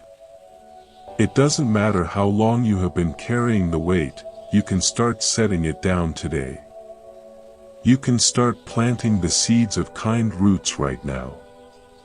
The future you will thank you for the work you are doing today. And the present you will start to feel the benefits immediately. Every breath is a fresh start, every heartbeat is a new opportunity. Imagine a world where we didn't use our past as a weapon against ourselves or others. Imagine a world where we looked at each other with eyes that were clear of judgment and full of curiosity. This is the world that is possible when we practice the art of letting go. It starts within each of us, in the quiet moments of our own minds. By healing ourselves, we are healing the world. By finding our own peace, we are becoming a source of peace for everyone we meet. Your liberation is a sacred act, a gift of love to all beings. As we move through the forest of our lives, we will inevitably encounter thorns and thickets. But we will also find clearings filled with sunlight and hidden springs of cool water. The key is to keep moving, to not get stuck in the difficult places.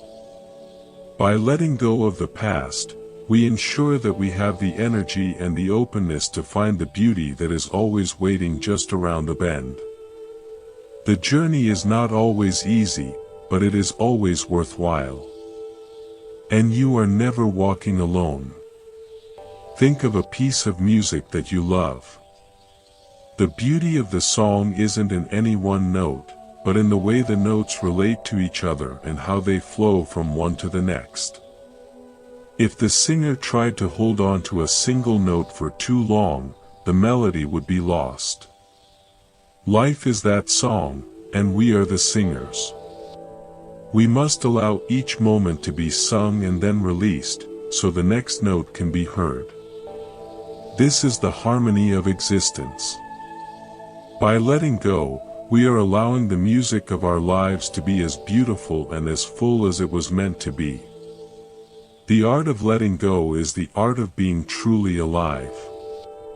It is the willingness to be transformed by every experience, to be refined by every challenge, and to be softened by every joy. It is the path of the heart, the path of the wise, and the path of the kind roots. As you go forward, may your heart be light, may your mind be clear, and may your spirit be as free as the wind. You are a miracle in progress, and the universe is honored by your presence. Keep breathing, keep loving, and keep letting go. The best is yet to unfold. The architecture of our inner world is often built upon the scaffolding of old beliefs about what we deserve and what we are capable of surviving. We sometimes cling to the identity of the wounded because it provides a familiar structure, a way to navigate the world that feels safe even if it is incredibly small. Yet, a seed must eventually let go of its protective shell to become the oak tree it was designed to be. That shell was necessary during the winter, providing a hard barrier against the frost, but if the seed refuses to crack and soften when the spring arrives, it will simply rot within its own defenses. We are often terrified of the cracking, of the vulnerability that comes with leaving behind our old stories, but that very breakage is the beginning of our expansion into the sunlight of the present. Think of a potter who has spent decades working with the same piece of clay, trying to form it into a vessel that will never break. No matter how much he fires it or how thick he makes the walls, the nature of the clay is that it can always be shattered. One day, the potter realizes that the value of the vessel is not in its indestructibility, but in its capacity to hold water for the thirsty. When the vessel finally breaks, he does not weep for the loss of the form, he simply gathers the shards and returns them to the earth, knowing that the clay will eventually become part of something new. Our lives are the water, and our past experiences are the vessels. When a vessel of a certain period of our lives breaks, through loss or change, we must learn to let the clay go and trust that the water will find a new way to be held. The Buddha once encountered a man who was obsessed with a person who had deceived him in a trade many years prior. The man carried a small piece of lead in his pocket to represent the weight of that debt, touching it every day to remind himself of the injustice. He felt that if he threw the lead away, he would be letting the other person win. The Buddha invited him to hold a heavy stone in his outstretched hand for as long as he could. Within minutes, the man's arm began to shake and the pain became unbearable. The Buddha whispered that the person who cheated him was living his life miles away, completely unaware of the man's pain, while the man himself was the only one feeling the weight of the stone. Letting go is not about the other person's guilt, it is about your own physical and emotional exhaustion. In our modern lives, we often hold on to our past hurts as if they were evidence in a court case we are perpetually trying to win. We gather the documents of our disappointment, the photographs of our failures, and the testimonies of our heartbreaks, waiting for an imaginary judge to finally declare us innocent and the world guilty. But there is no judge coming to settle the score. The only way to win the case is to walk out of the courtroom. When you stop being the prosecutor of your own past, the trial simply ends. You realize that you have been both the prisoner and the jailer, and that the key has been in your hand all along. The silence that follows the end of that trial is where your real life begins.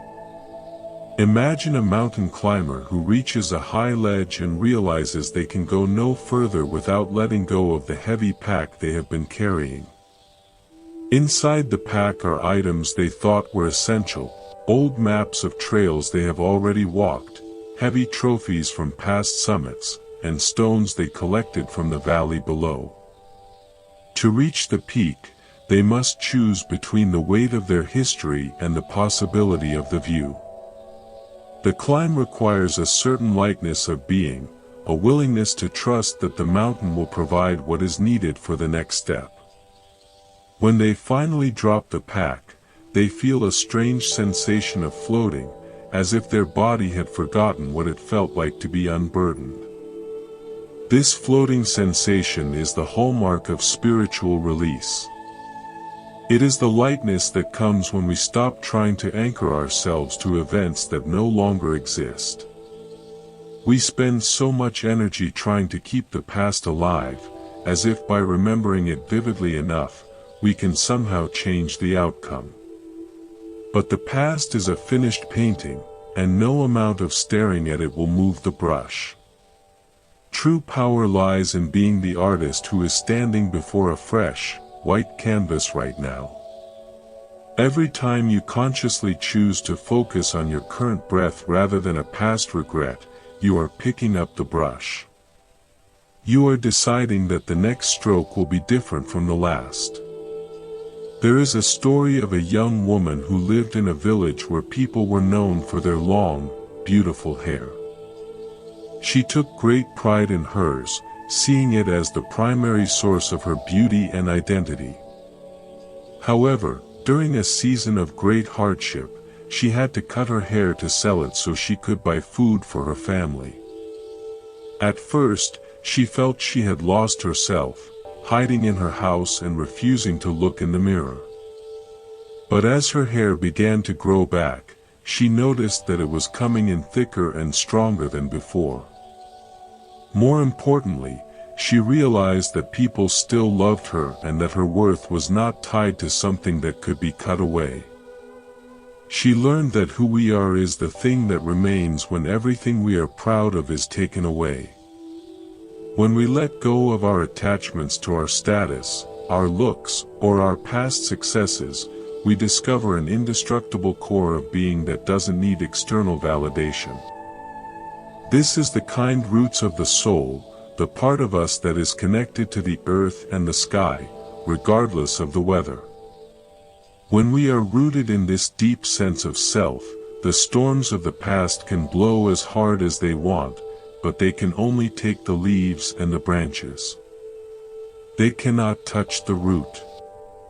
Letting go is the process of moving our center of gravity from the branches to the roots. It is finding the part of ourselves that cannot be lost or broken. Think of a river that flows through a city.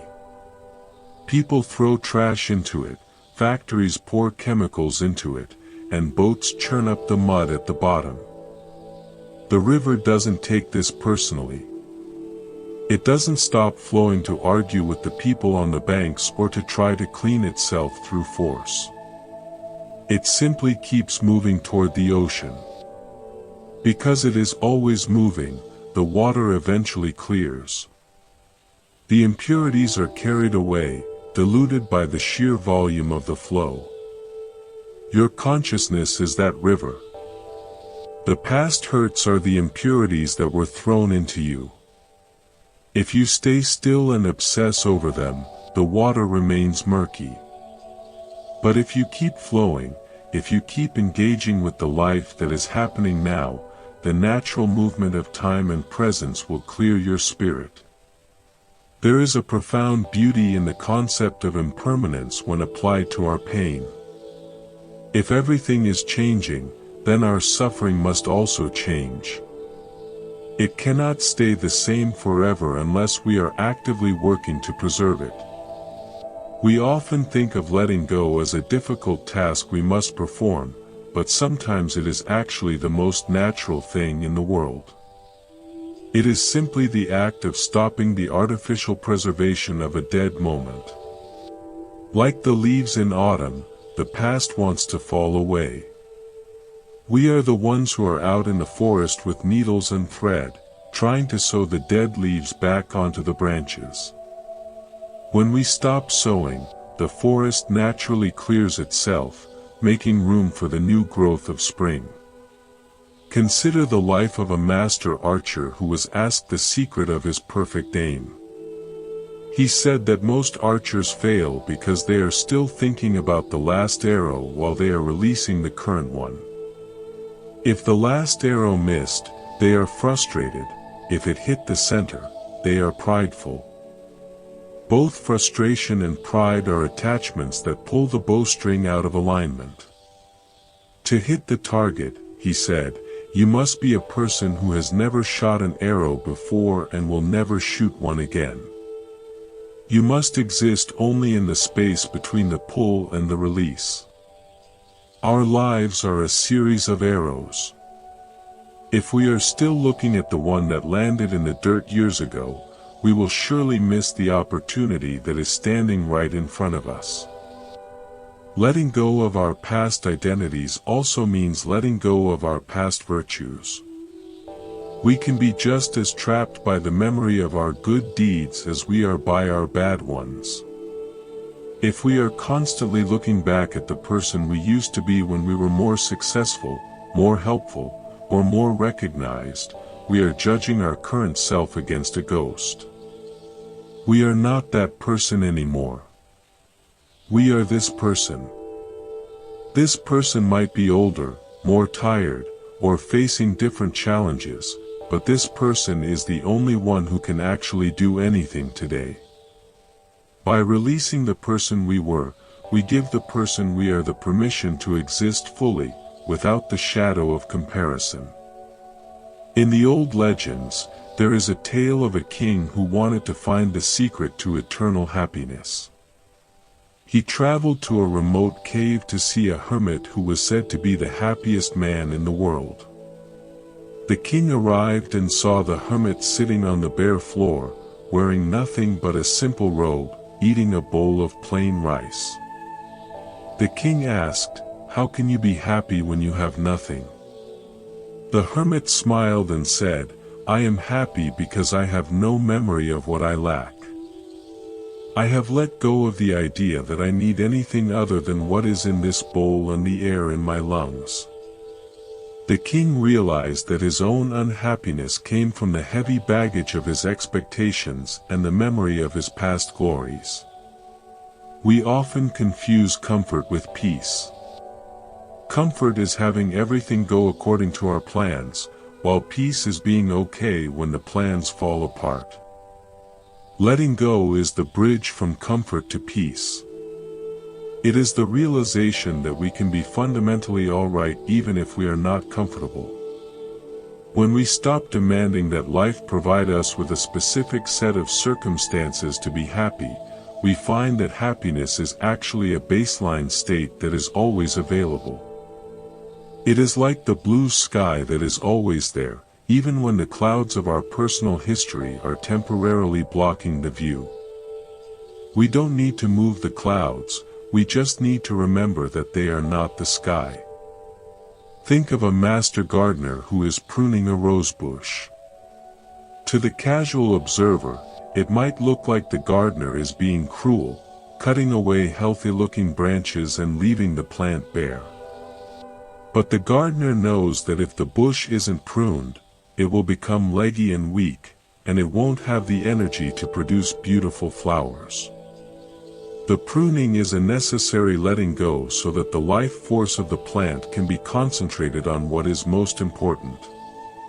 Our lives often need a season of pruning. We need to let go of certain relationships, certain goals, and certain ways of being that are no longer serving our growth. This isn't a loss, it's a strategic release to make room for a more vibrant version of ourselves. This process requires a deep level of trust in the intelligence of life. We have to believe that something better will grow in the space we are creating. If we are constantly holding on to the old branches out of fear of the emptiness, we never get to see the roses. Letting go is an act of faith. It is saying to the universe, I am willing to be empty for a while so that I can be filled with something new. That period of emptiness is often the most fertile time of our lives, even if it feels the most uncomfortable. It is the silence between the notes that makes the music possible. There is a quiet joy in the realization that we don't have to have it all figured out. We can let go of the need to be the expert of our own lives. When we stop trying to control the narrative of our past, we become much more curious about the possibilities of our future. We start to see ourselves not as a finished product, but as an ongoing experiment. This curiosity is a powerful antidote to the heaviness of regret. Instead of asking, why did I do that, we can ask, what will I do now? This shift in focus is like turning a light on in a dark room. The shadows of the past don't disappear, but they lose their power to frighten us.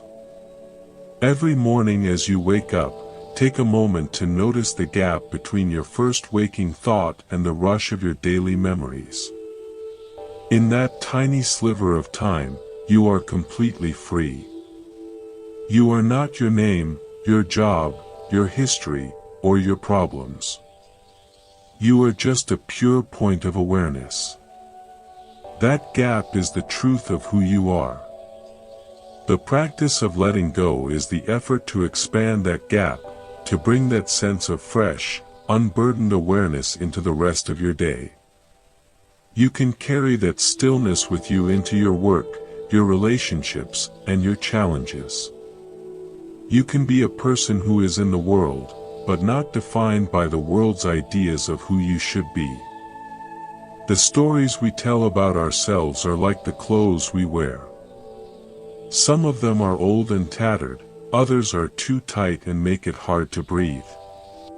We keep wearing them because we are afraid that if we take them off, we will be exposed and cold. But the truth is that beneath the stories, we are already warm and whole.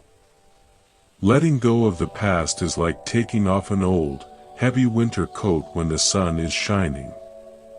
At first, you might feel a bit chilly because your skin isn't used to the air, but soon you feel the warmth of the sun in a way you never could through the fabric. You realize that the coat was actually preventing you from feeling the very thing you were looking for. Think about a wave in the ocean.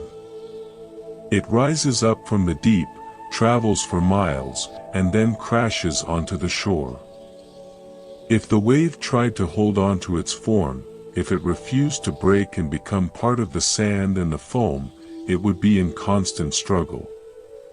But the wave doesn't fight the shore. It flows onto the beach, releases its energy, and then quietly recedes back into the vastness of the sea. Your experiences are the waves. They rise, they have their moment of impact, and then they are meant to dissolve back into the ocean of your consciousness. By letting them go, you are returning to your source. You are reclaiming the vastness that is your true home.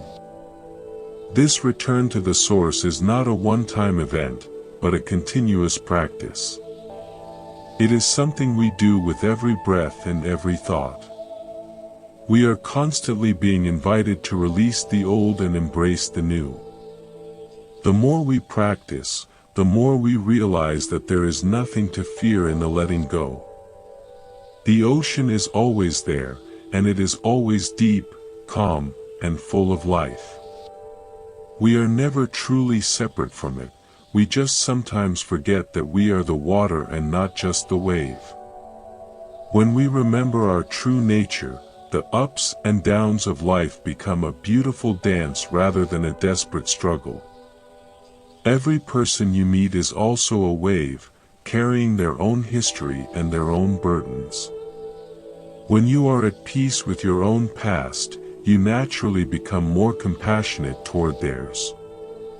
You stop judging them for their mistakes or their defenses because you recognize them as fellow travelers who are also trying to find their way home. This shared understanding is the foundation of true community. It is the kind roots of our collective humanity. By letting go of your own grievances, you are making it a little bit easier for everyone else to do the same. You are creating a space of grace that expands outward, touching everyone you encounter. The sunset is a daily masterpiece of letting go. The sun doesn't cling to the horizon, it sinks gracefully into the dark, trusting that it will rise again. The colors it leaves behind are a testament to the beauty of the transition. We can learn to transition through the phases of our lives with that same elegance. We can let go of our youth, our roles, and our certainties, knowing that each stage has its own unique beauty and its own necessary lessons. By embracing the aging of our lives, we are embracing the wisdom that only time can provide. We are moving from the heat of the day into the cool, star-filled clarity of the night. As you sit in the quiet of this moment, let yourself feel the profound simplicity of just being alive. You don't need to do anything, prove anything, or change anything from the past to be worthy of this breath. You are enough exactly as you are. The weight you have been carrying is not yours to hold anymore. You can set it down, right here, right now. You can let the earth take it. The earth is strong enough to hold all the sorrows of the world and turn them into flowers. Trust the earth. Trust the process.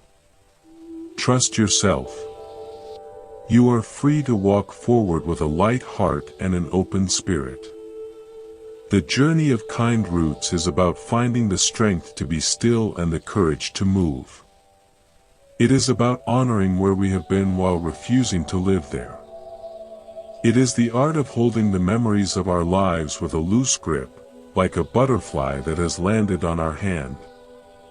If we squeeze the butterfly, we crush its wings. If we keep our hand open, we can enjoy its beauty for as long as it chooses to stay, and then we can watch it fly away when it is time. Our past is that butterfly. Let it be beautiful, and let it be free. When you do, you discover that you are free as well.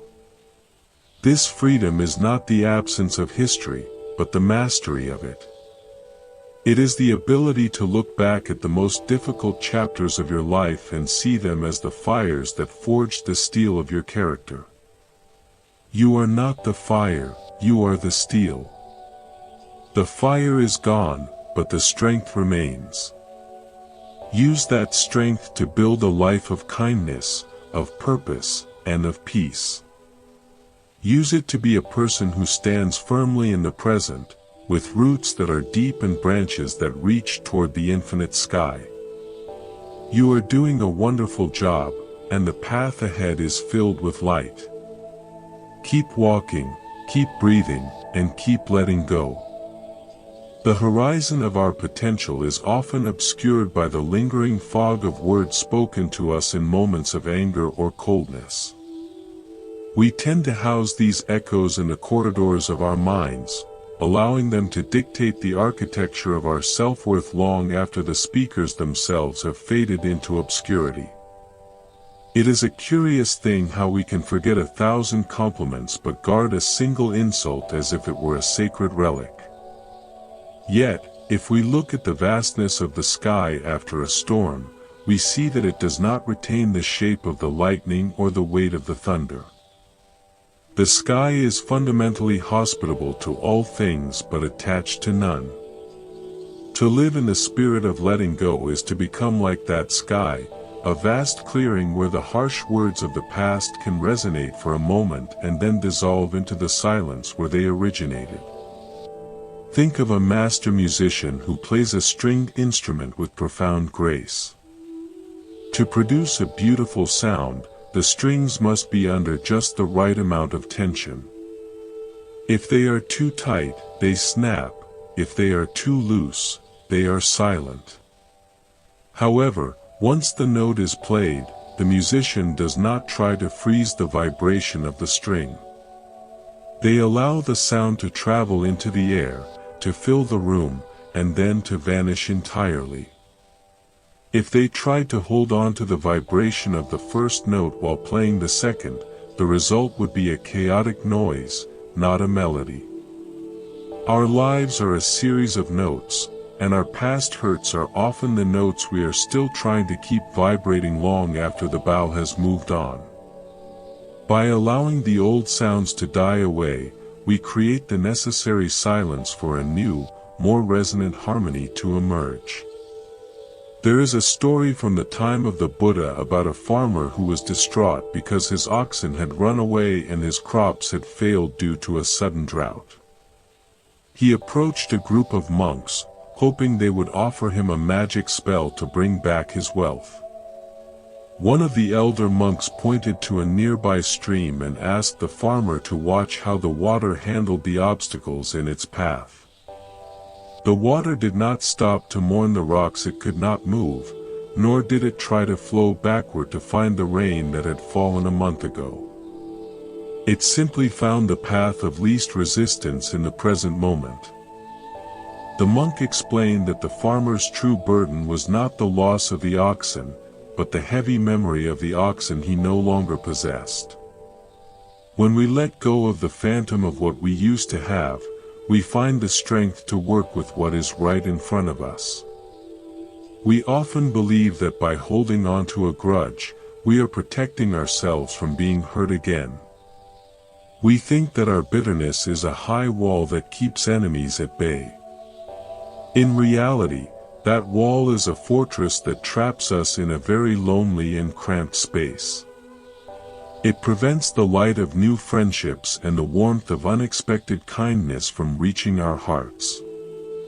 True protection does not come from walls, but from the ability to be like water, which can be hit but never broken, and which can flow through any opening. When you let go of the need for a wall, you find that the world is much less threatening than you imagined, because your safety no longer depends on the behavior of others, but on your own internal fluidity. Imagine you are a gardener who has inherited a plot of land filled with ancient, gnarled trees that no longer bear fruit. You might feel a sense of obligation to keep them because they have been there for so long, even though their shadows prevent anything new from growing. Letting go is the courageous act of clearing the ground. It is the recognition that just because something has been a part of your landscape for a long time does not mean it has a right to stay there forever. When you remove the dead wood of old resentments, you are not being disrespectful to your history, you are being respectful to your future.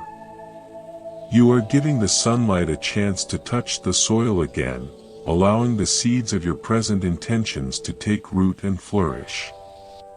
This clearing process is often quiet and internal.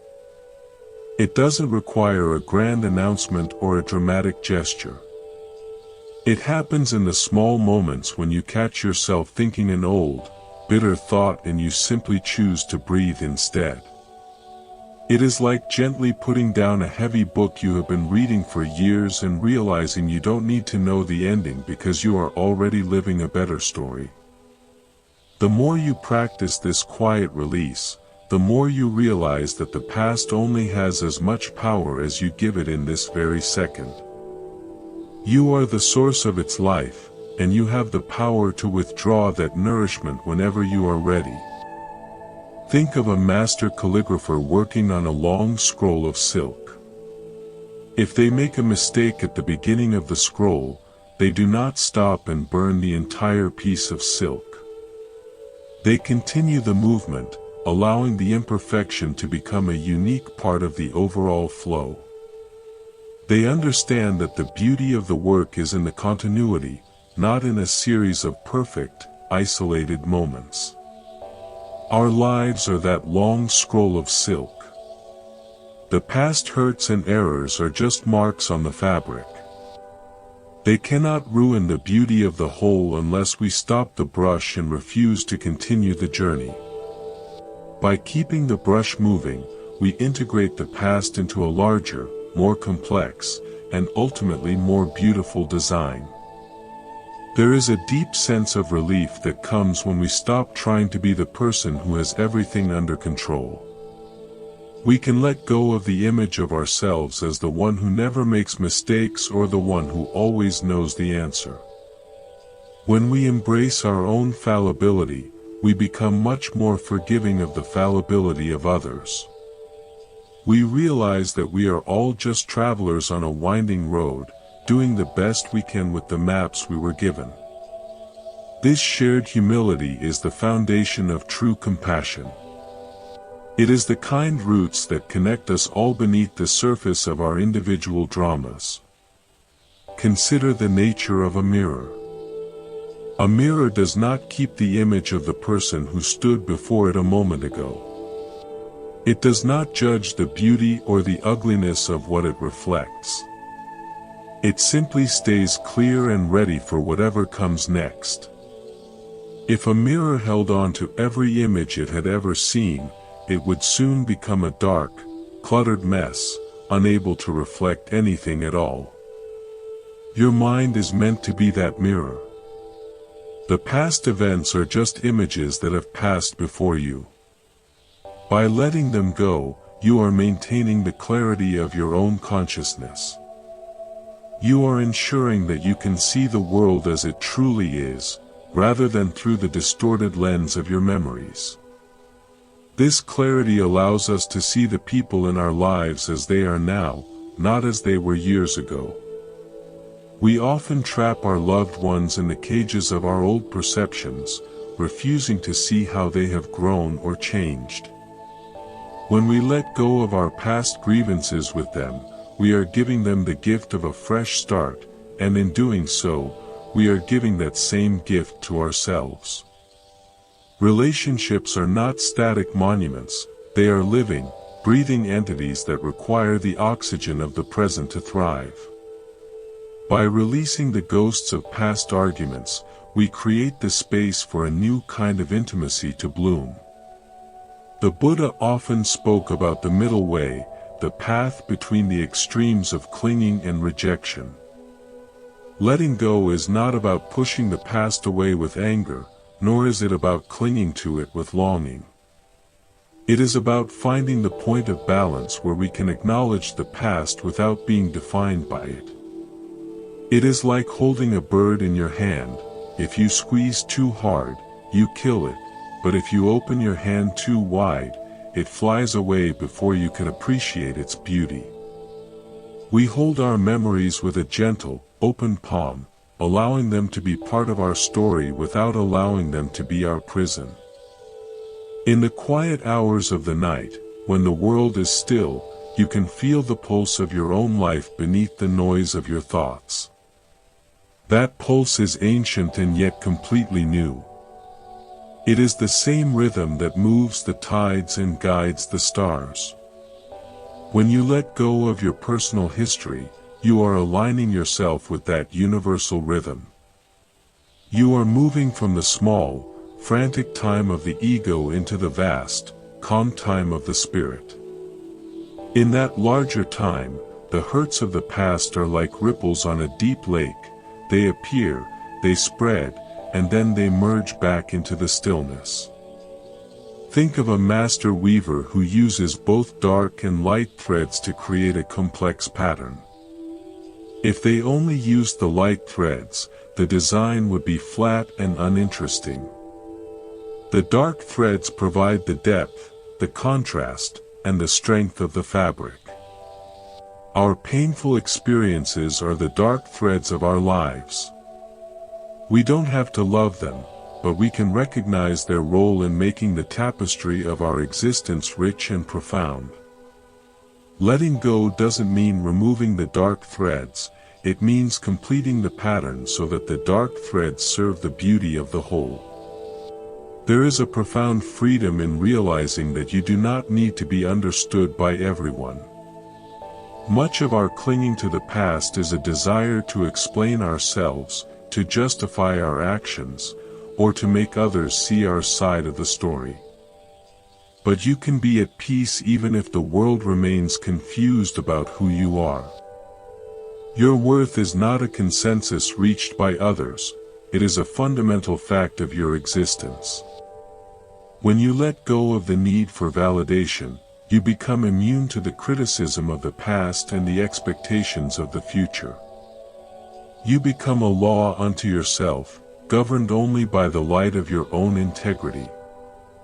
Every breath you take is a reminder that life is a constant process of exchange. You take in what you need, and you release what you no longer require. If you tried to hold on to your breath, you would struggle and eventually lose consciousness. The same is true for your emotional life. You must release the old feelings to make room for the new ones. This is the natural law of the universe.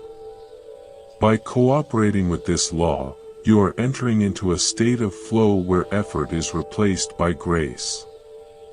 You are no longer swimming against the current, you are the current itself. Imagine you are standing on the deck of a ship, watching the wake stretch out behind you. The wake shows where the ship has been, the path it has taken, and the power of its engines. But the wake does not drive the ship. The ship is driven by the engines and the rudder in the present moment. Your past is like that wake. It is a beautiful and necessary record of your journey, but it has no power to steer you unless you keep looking back at it. Turn your gaze to the bow, to the open ocean ahead, and to the stars that are guiding you. The path is clear, and the destination is within your heart. The art of letting go is the ultimate act of trust. It is trusting that you are supported by something larger than yourself. It is trusting that the universe is inherently kind, even when it is challenging. When you set down your heavy burdens, you are not falling into a void, you are falling into the arms of life itself. You are realizing that you have never been alone, and that the strength you thought was yours was actually a gift from the source of all things. This realization is the beginning of true humility and true power. As you move through your day, notice the moments when you are holding your breath or tensing your muscles. These are the physical signs of clinging. In those moments, simply tell yourself, let go. Let the breath out, let the shoulders drop, and let the thought go. This simple practice will change the chemistry of your body and the frequency of your mind. You will find that you have more energy, more clarity, and more joy. You are no longer a victim of your history, you are the master of your present. The kind roots of your being are always there, providing you with everything you need to bloom. They don't care about the mistakes you made yesterday or the fears you have about tomorrow. They are only interested in the life that is flowing through you right now. Connect with those roots through the practice of presence and the art of release. Let yourself be nourished by the silence and guided by the light. You are a beautiful work in progress, and the universe is delighted by your unfolding. Every sunset is an invitation to release the day and prepare for the renewal of the night. Every sunrise is a promise that you can always begin again. There is no limit to the number of times you can start over. There is no wound that cannot be healed by the slow, steady application of presence and compassion.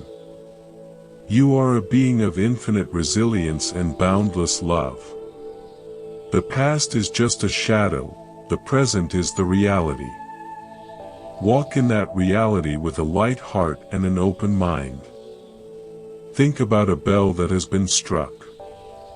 The sound resonates through the air, touching everything in its path, and then it slowly fades into silence.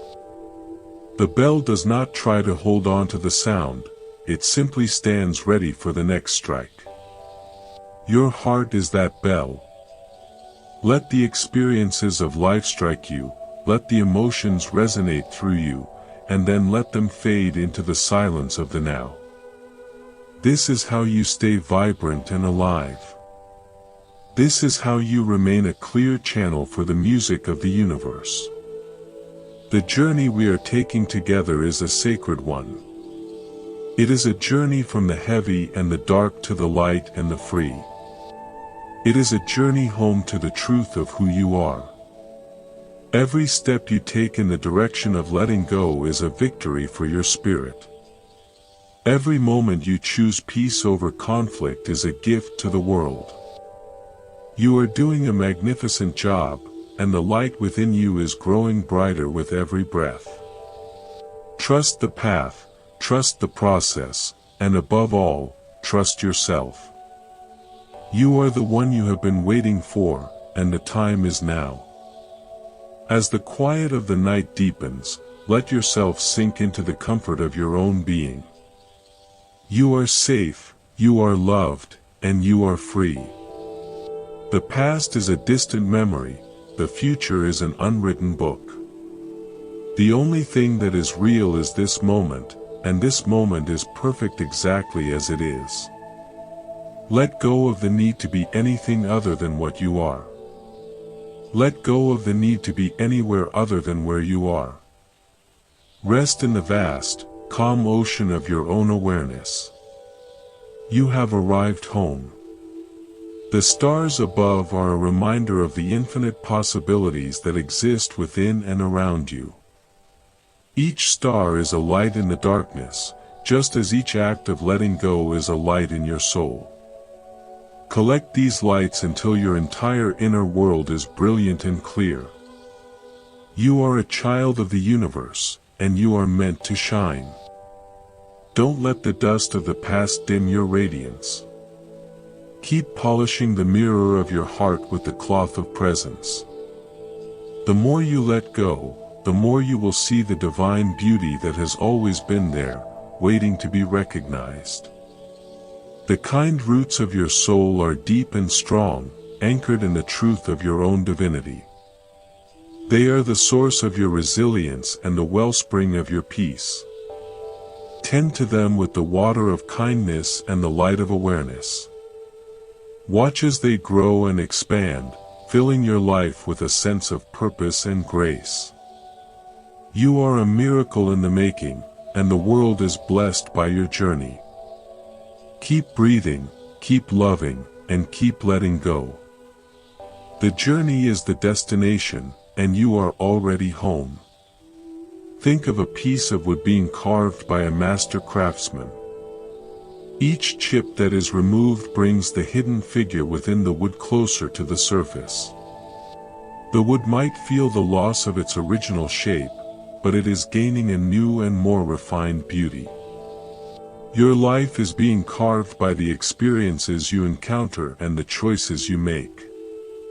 Every act of letting go is a chip of wood being removed, revealing the masterpiece of your true self.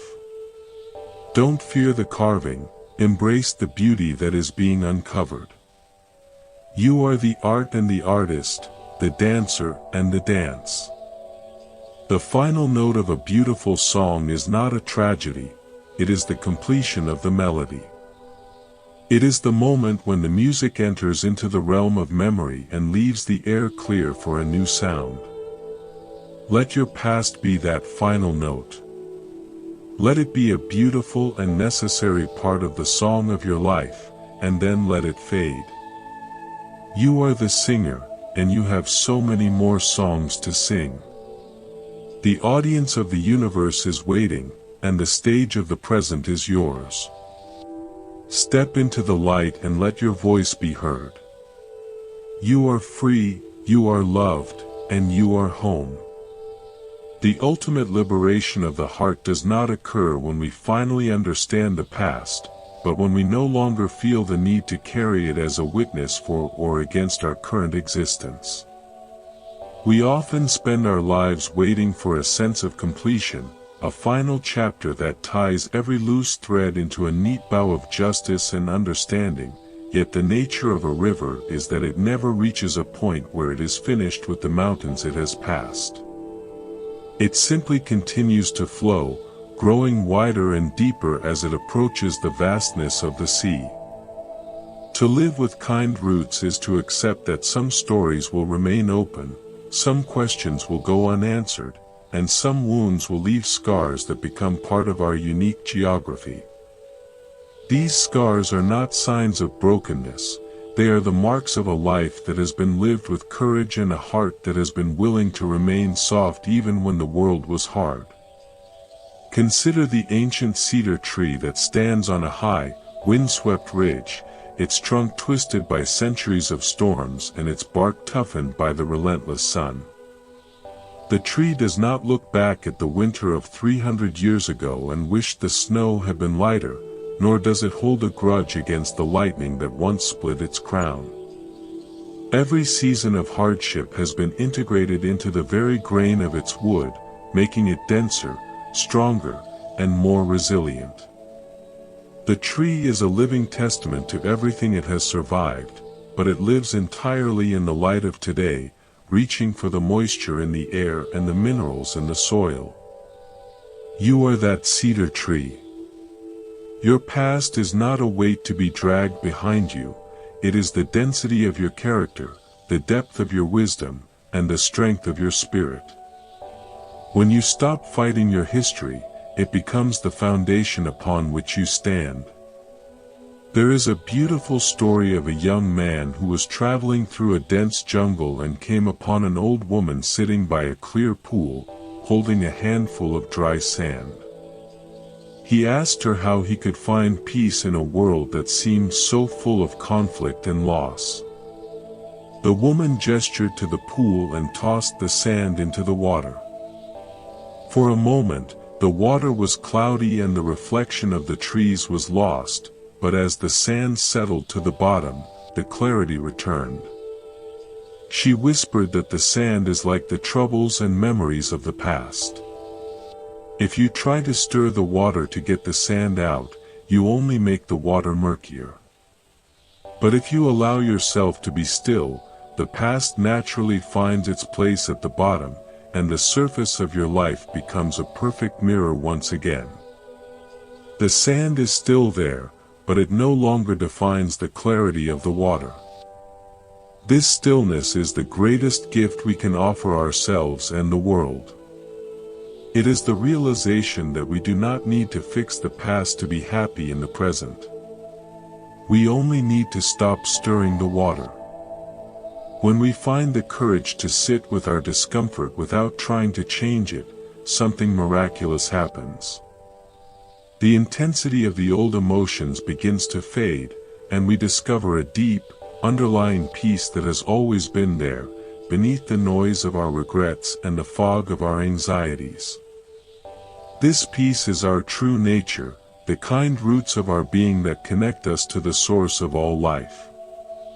It is a peace that does not depend on things going our way, but on our willingness to be with things exactly as they are. Think of a master dancer who moves across the stage with such fluidity that they seem to be made of light and air. To achieve this level of grace, they have had to let go of the memory of every stumble and every fall they have ever experienced in the practice room. If they were thinking about a mistake they made 5 minutes ago, they would lose the rhythm of the music playing now. Their beauty comes from their absolute commitment to the current movement. Our lives are a sacred dance, and the music of the universe is playing in every heartbeat.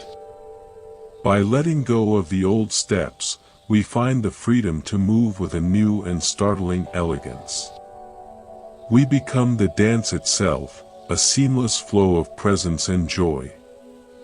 The Buddha spoke of the Tathagata, the one who has thus come and thus gone, existing in a state of perfect equanimity that is not shaken by the changing winds of fortune. This state is not one of cold indifference, but of radical acceptance. It is the ability to welcome both the joy and the sorrow as guests in the house of the heart, knowing that neither will stay forever.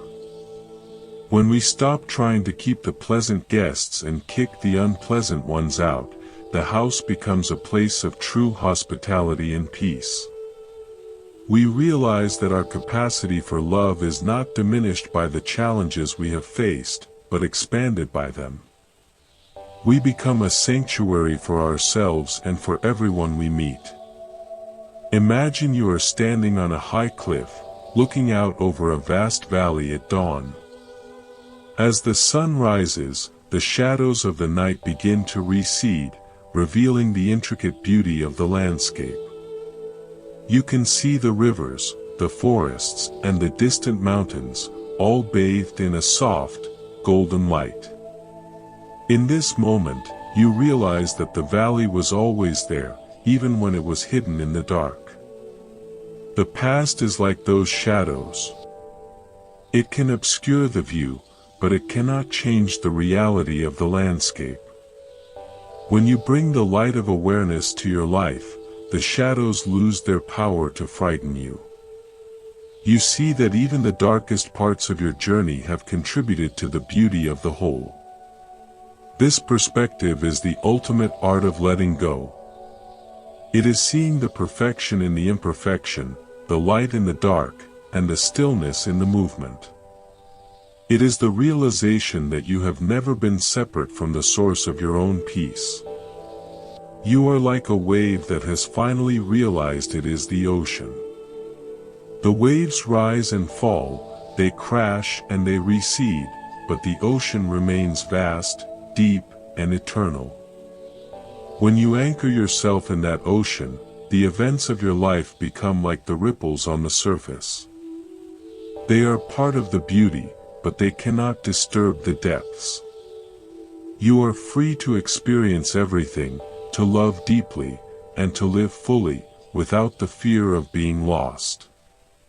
As you move forward from this moment, carry this sense of vastness with you.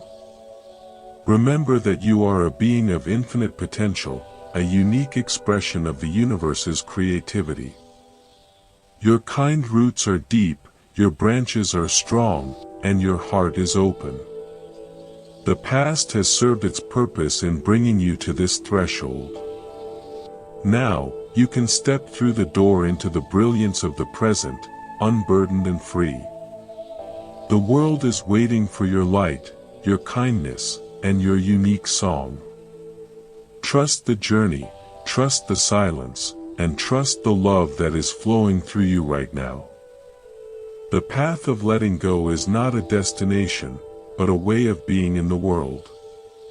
It is a continuous unfolding, a perpetual bloom.